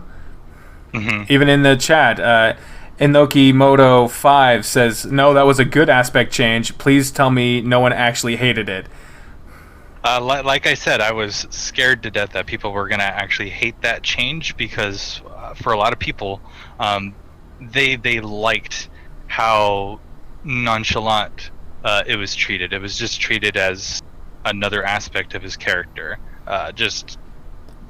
basically it was played for laughs in the original route, and it was one of those aspects that I didn't quite like, and one of the reasons why I do rate Tatsuki's original route lower than some other people would rank it, because I didn't like that aspect of it was just shrugged off when they made such a big deal about it very early on. Yeah. Well, that's good. That is a good change. That is a good change. Their next CV4's next question is, which story is the most fun to rewrite? The most fun one to rewrite. I freaking God. The one that I looked forward to rewriting the most was Konosuke, because I had that personal connection with the character. But the character that's been probably the most gratifying to rewrite has been Shun. Yeah. It's cleaning up a train wreck. Yeah. It's hard to do. I can't wait to get that route finished so people can actually see and understand Shun the way that he was meant to be seen. Yeah. I mean, that's it. There's a huge part of me inside me that's like, even in Homecoming, I'm not going to try Shun's route. But I'm like, I have so much faith in this project. Faith I don't have in practically anything else, okay? I'm a recent convert to being an agnostic, so faith obviously is not the biggest part of my life. I have enough faith in this project that you guys are doing to actively pursue that route to see it done properly. And holy shit, I have made a promise now. What the evil chuckle? What? That's my Dzahn laugh. I have lured you in. Now you must play it. All the people will see you for the quivering mass you shall be. Wow, it's my evil plan that's been in development since November. Yeah, you started rewriting this whole thing because you started writing. We played this at the same time, so obviously this whole thing was just to make it harder on me. Obviously, because I am a pompous asshole who thinks the world is about me all the time. Jeez, that was a healthy little piece of alternate history there. So. That's Ruku Takeru.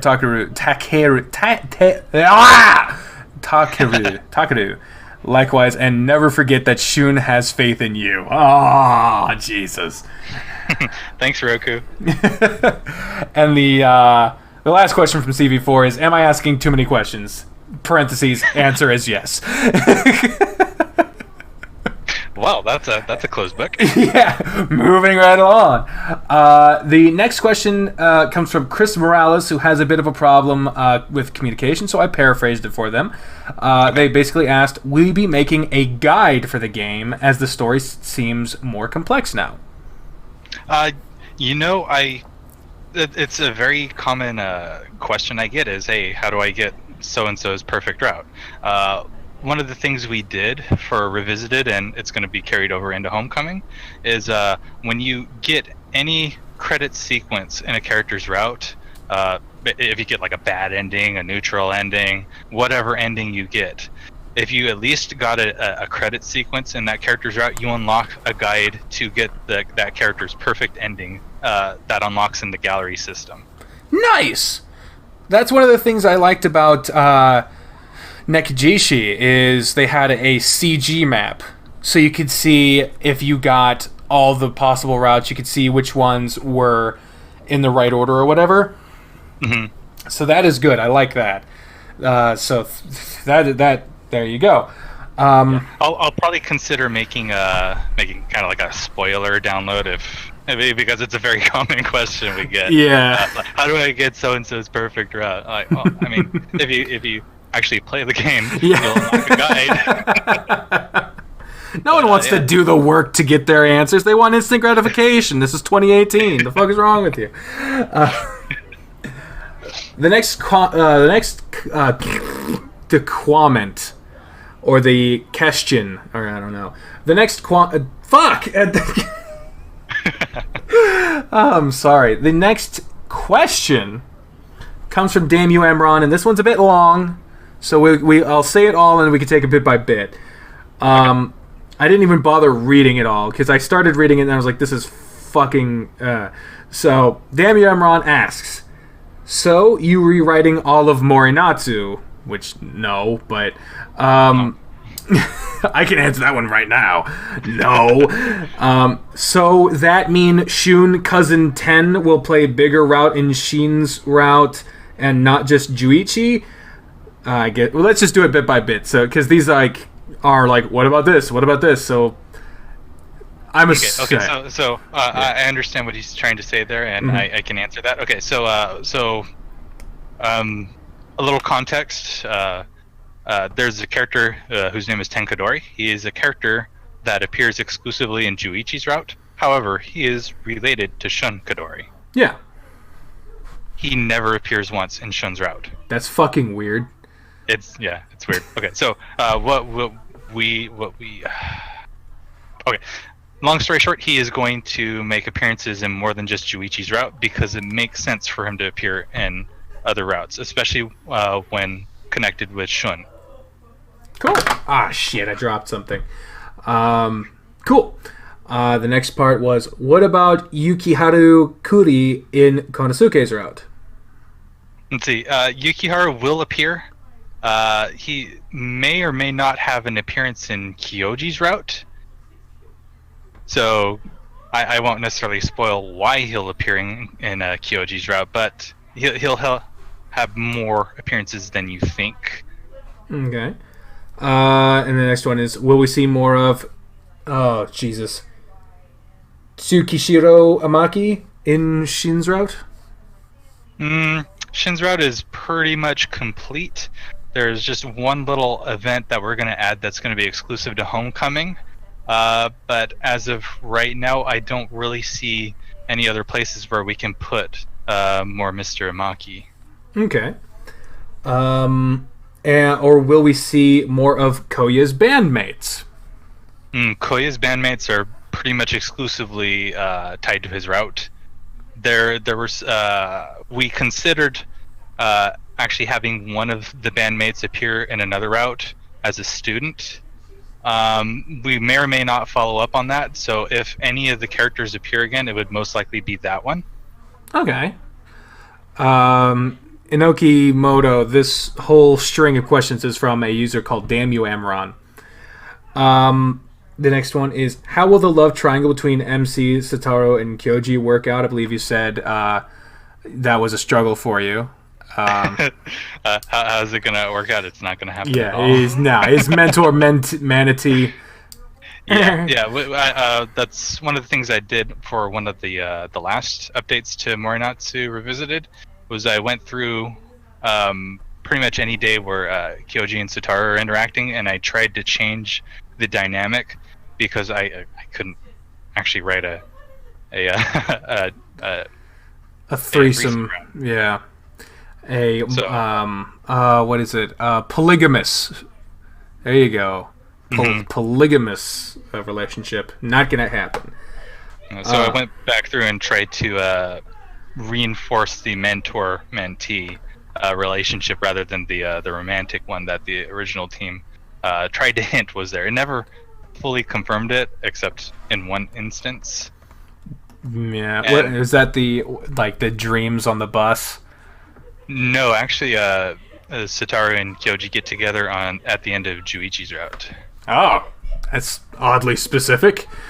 Yeah, it doesn't really happen anywhere else except it's slightly mentioned in another route. It's weird. But that particular route is one that I'm completely rewriting from scratch anyway. Nice. Okay, this next one is odd, and I don't really know what the fuck the point of it is. Not the point of it, but I don't know the context with which would garner a question like this. But it's still from Demi Amron. That's will this game outright say Tappei and his son Tatsuki have some kind of... Okay, there you go. All right. No. Thank you for not making me say it. Thank you. That is gone. Moving on. It is gone. And it does not add anything to the storyline. It only detracts from the sanity of the player. I know that would be a point of contention with people who are a fan of that character, but it does not work. Yeah, no. It does not enhance the story at all, and in fact, I firmly believe that it took away from the story the little times that they tried to hint that relationship was there. Yeah, I just bad taste in my mouth. I ran out of water. Damn it. The last part is they asked when will this game be done so I can play it on my MacBook Air. We already said that your tentative plan. Why do they have to mention they had a MacBook Air? They're just trying to flex on me right now just because I have a piece of shit computer that I bought for like secondhand in 2011 and I'm still using to this day. Wouldn't be that bad if I wasn't using it for video production, which means it's basically 20 years old. I've got a MacBook Air. Oh, yeah. My computer's so thin, and I don't have any ability to customize it at all because Apple hates customization. Yeah, no, but on a serious note, we have been releasing Mac builds of the game alongside the Windows versions and the Android versions, so there's nothing to worry about. When Homecoming is released, you'll be able to play it on Mac too. Just terrific. Make sure you download the Mac version. Yes. Oh my God. A lot of people keep coming to me asking me for help with their downloads on various games I play, and I'm like, I'm just a dude who plays them. I'm not tech support. I'm not affiliated with these games at all. I don't know how shit works or doesn't work. I've had the same Windows computer forever. I don't know what the fuck is wrong. The next question comes from Miha Sapin. Miha, who asks, how difficult is it to change / make personalities for the characters? Thanks for the hard work, by the way. It's not as hard as you'd think. The nice thing about Morenatsu is they gave me a pretty solid foundation on how the characters were going to act. There are 2 exceptions. Obviously, they're going to be Kyoji and Sutaru. And for those characters, I had to pull a lot from personal experience to be able to write them the way that I believe they deserve to be written. Nice. So, in essence, it seems like it's a question on how to write. My suggestion would be, write what you know. Mm-hmm. That's how you get honesty in your work. That's good. And then the last one is from Jimmy Vanover, who asks, favorite character? Simple as that. Favorite character? Well, probably not going to be a very controversial thing to people that know me, but my favorite character was Konosuke. Yeah. I mean, I kind of was expecting that one as well, but, you never know. You could have been super inspired and really loved this character and all this other stuff, and then you're just like, okay, well, I really love this NPC from... Yeah. I will say my favorite character that I'm writing is Sutaru. So take that for however you're going to interpret it. I look forward to, through playing it, figuring out why the hell that is, because I have no experience with that character. I have no idea why that would be. But I imagine it will come through in their storyline. Yes? Mm-hmm. Yeah. Okay. It's like, oh God, lost the stream 2 hours in. Fuck. All right, we're at the second to last segment now. This is a quick, fun little one, just a little trivia. It's called Playing Favorites. I will go through a quick list of 10 things, and you say what your favorite of that thing is. Just like your favorite blank. It's just playing. There you go.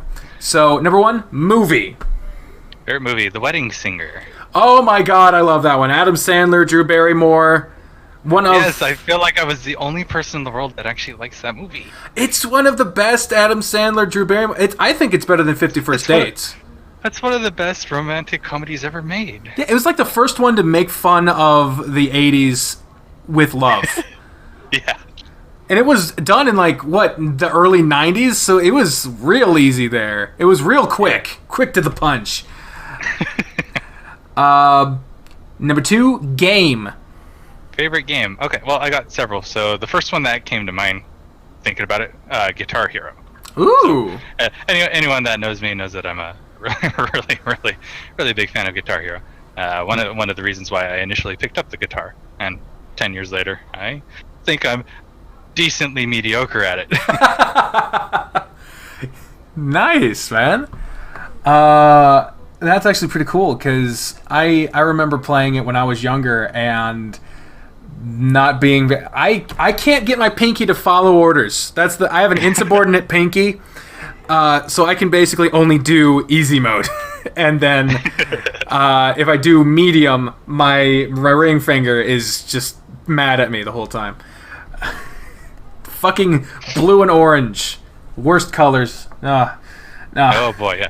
Oh, that was a very tough learning curve, but it's worth it because those games are so fun when you're actually able to play them at the highest difficulty. Oh yeah, I mean there's so many streamers that to this day do Guitar Hero streaming as is. They're just like professional people who play Guitar Hero, and it's like how the fuck you're like watching the screen, the game, the notes fly by, and the fingers, and I'm like. How, what? How do you even? It's like watching surgery. It doesn't make any sense. Number 3, food. Favorite food? Okay, well, here's a little more interesting tidbits about me, but I'm half Mexican, so I love tacos. I love burritos. Nice. I eat chimichangas near daily. Chimichangas are good too. Yeah. It's like one of the only frozen foods that actually are good. I can't afford real shit. I'm sorry. Hey, not judging here. Your silence spoke volumes. Number 4, YouTuber. My favorite YouTuber?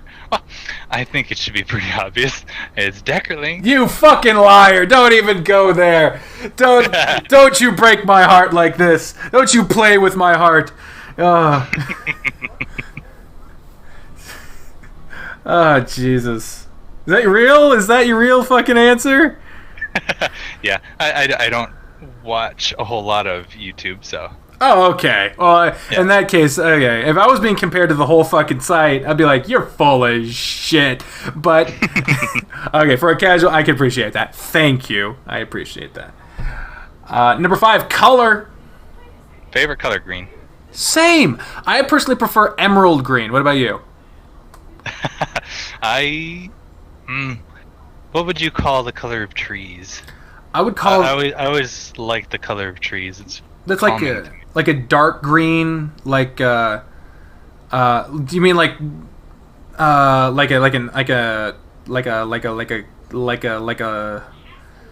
licking a lollipop and it's the sound I make. No.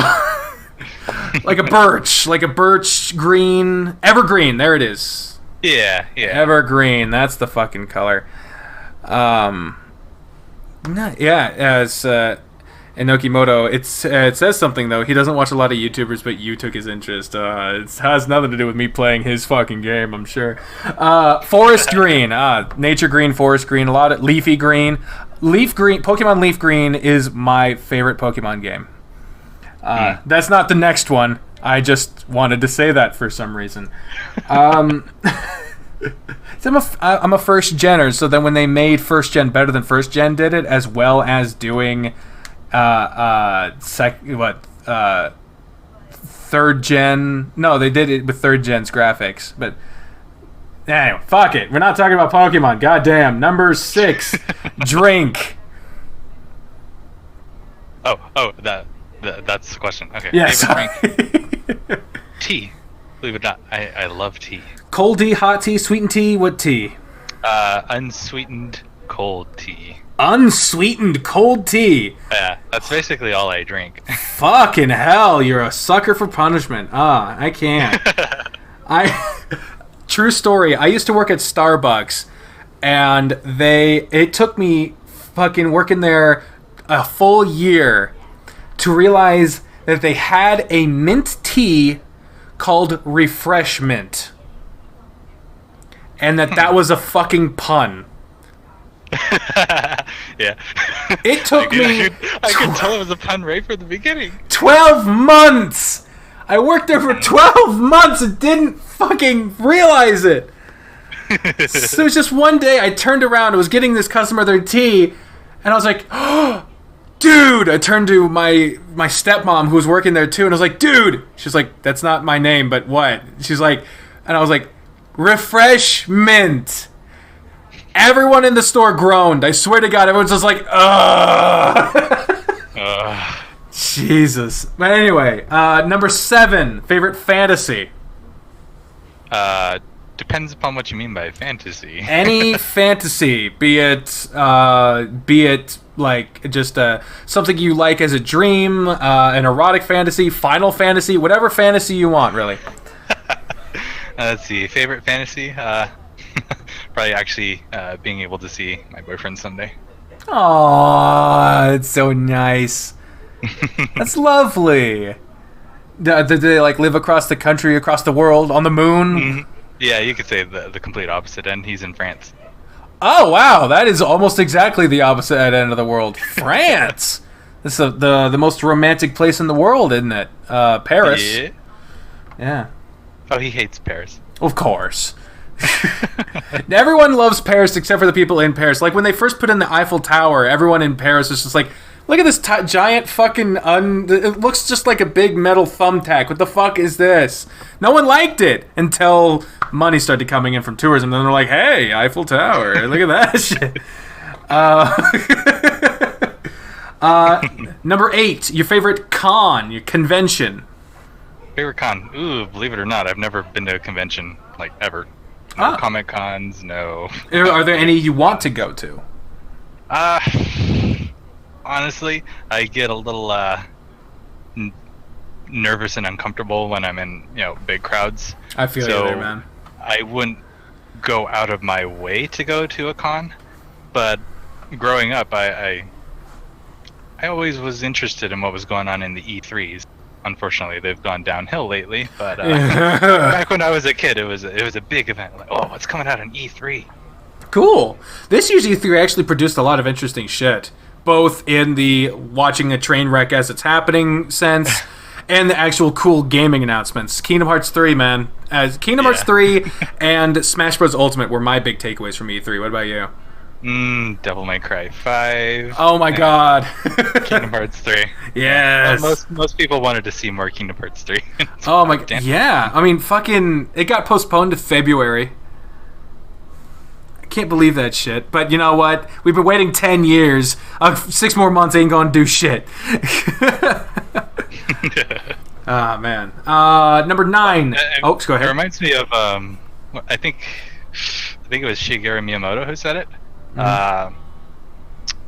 Is a delayed game is eventually good, but a bad game is bad forever. Ooh, that's a good fucking quote. Leave it to fucking Miyamoto to say some good shit like that. Yeah. I mean, you've been in this game for 9 million years like him, and he's still producing quality shit. Oh, God. I still want to play Super Mario Odyssey, dude, and Breath of the Wild. I've been wanting to play those for so long. Number 9, your favorite word. Favorite word. Supercalifragilisticexpialidocious. Nice. Nice. Mine is... Fuck. I've lost it. No. My favorite word is wigwam. Wigwam. It's a type of... that is fun to say. It's a type of tent that the Native Americans used. It was like a rounded tent. Number 10. Number 10. Your favorite thing to do in a store other than shop. Other than shop. Can't be shopping.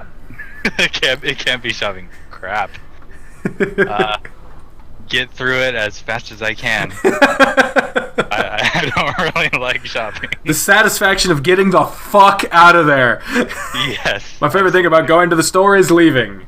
Yeah. There we go. That's what all right, now we're into the final questions, which is good because everything is happening now. I gotta fucking wrap this up.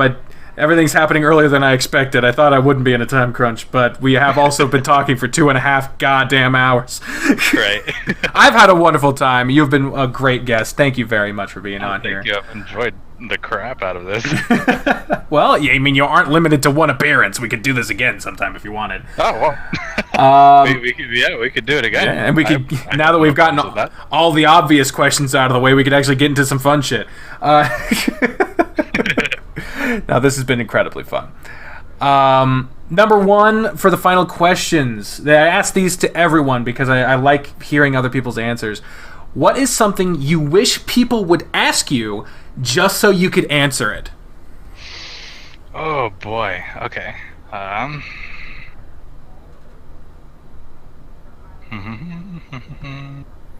It's like the answer you've always wanted to give. Something you've been begging people to be curious about, silently, just waiting. It's actually a question that has been popping up lately on our Discord server. It was, where did the name Homecoming come from? Yeah, where did that come from? That was the name of the original VN that I was going to do. The one that I came up with all the concepts for after I played Morenatsu. Yeah? And so my calling this version of Morenatsu Homecoming is a reminder to myself, hey, this is what I'm working on now. This is what I need to put my effort into. And eventually I'll be able to get to and make the stuff that I would love to make. Nice. So it's kind of like giving myself a light at the end of the tunnel. Yeah. I mean, now you can't call that other game Homecoming because you can't have two games with the same fucking name. Yeah. I mean, hell, people are already giving Clay shit because he had a chapter in his first game, Major Minor, called Winds of Change, and now he's making a game called Winds of Change, and it's like, guess he just really likes that phrase, huh? Yeah. I remember bringing up the name to my team, and we all agreed that even though it was for another project that I wanted to do, we believed that the name fit everything that we wanted to do with Morenatsu and kind of encapsulated in one term. Oh yeah, it's absolutely lovely because, I mean, for a lot of people, this is a game that brings them back to their childhood, or at least the beginnings of their like furry fandom, because a lot of people, this is the first one they've played, or it's one that introduced them to the fandom or something like that. So really bringing it back, Homecoming is like coming home. It's literally the definition of the word, isn't it? Yeah, it's got a lot of meta connotations. Yeah. Number 3, what would have to happen in your life for you to feel like you, quote-unquote, made it? Quote-unquote made it. I would feel like I made it when I actually finish my own personal VN and put it out. I would say that's the ultimate goal. That's where I intend to go. Nice. Very long term. Yeah, that's long-term goals. Actually start our own studio and start putting out content over our own. Yeah, you consider. And we're kind of starting to do that. We've already decided on a team name, and we've got a team logo too. I have that sitting around here somewhere. Nice. But yeah, we're gonna be called Storm Singer Studios. Storm Singer Studios. You hate people with lisps. Storm Singer Studios. I love it. Boy. It does sound really cool, though. And the chat is right. They called me on it. I totally skipped over number 2. Okay. Which number 2 question is, if you could have any superpower, what would it be? Any superpower. Oh, by the way, I'm linking our team logo if you want to look at that. Oh, nice. Holy shit, that's cool. Thank you. Let me prop that up on screen so the people can see it. But anyway, superpower. Favorite superpower? God. I know there are obvious questions like, oh, I wish I had every superpower, or I wish I had the power to copy other superpowers. But yeah, growing up, I always wanted to be everywhere so I could experience everything. I always felt like I was missing out on things because I couldn't be everywhere at the same time. Like when my dad would go on business trips, I wished I could be with him. And at the same time, being able to stay home. Yeah. So I think mine would be the ability to copy myself. Ooh, nice. I thought you were going to like teleportation with that one, but Nice. The doppelganger power. Here's the logo, Storm Singer Studios, with the stoic. Oh my god, that looks fucking cool, dude.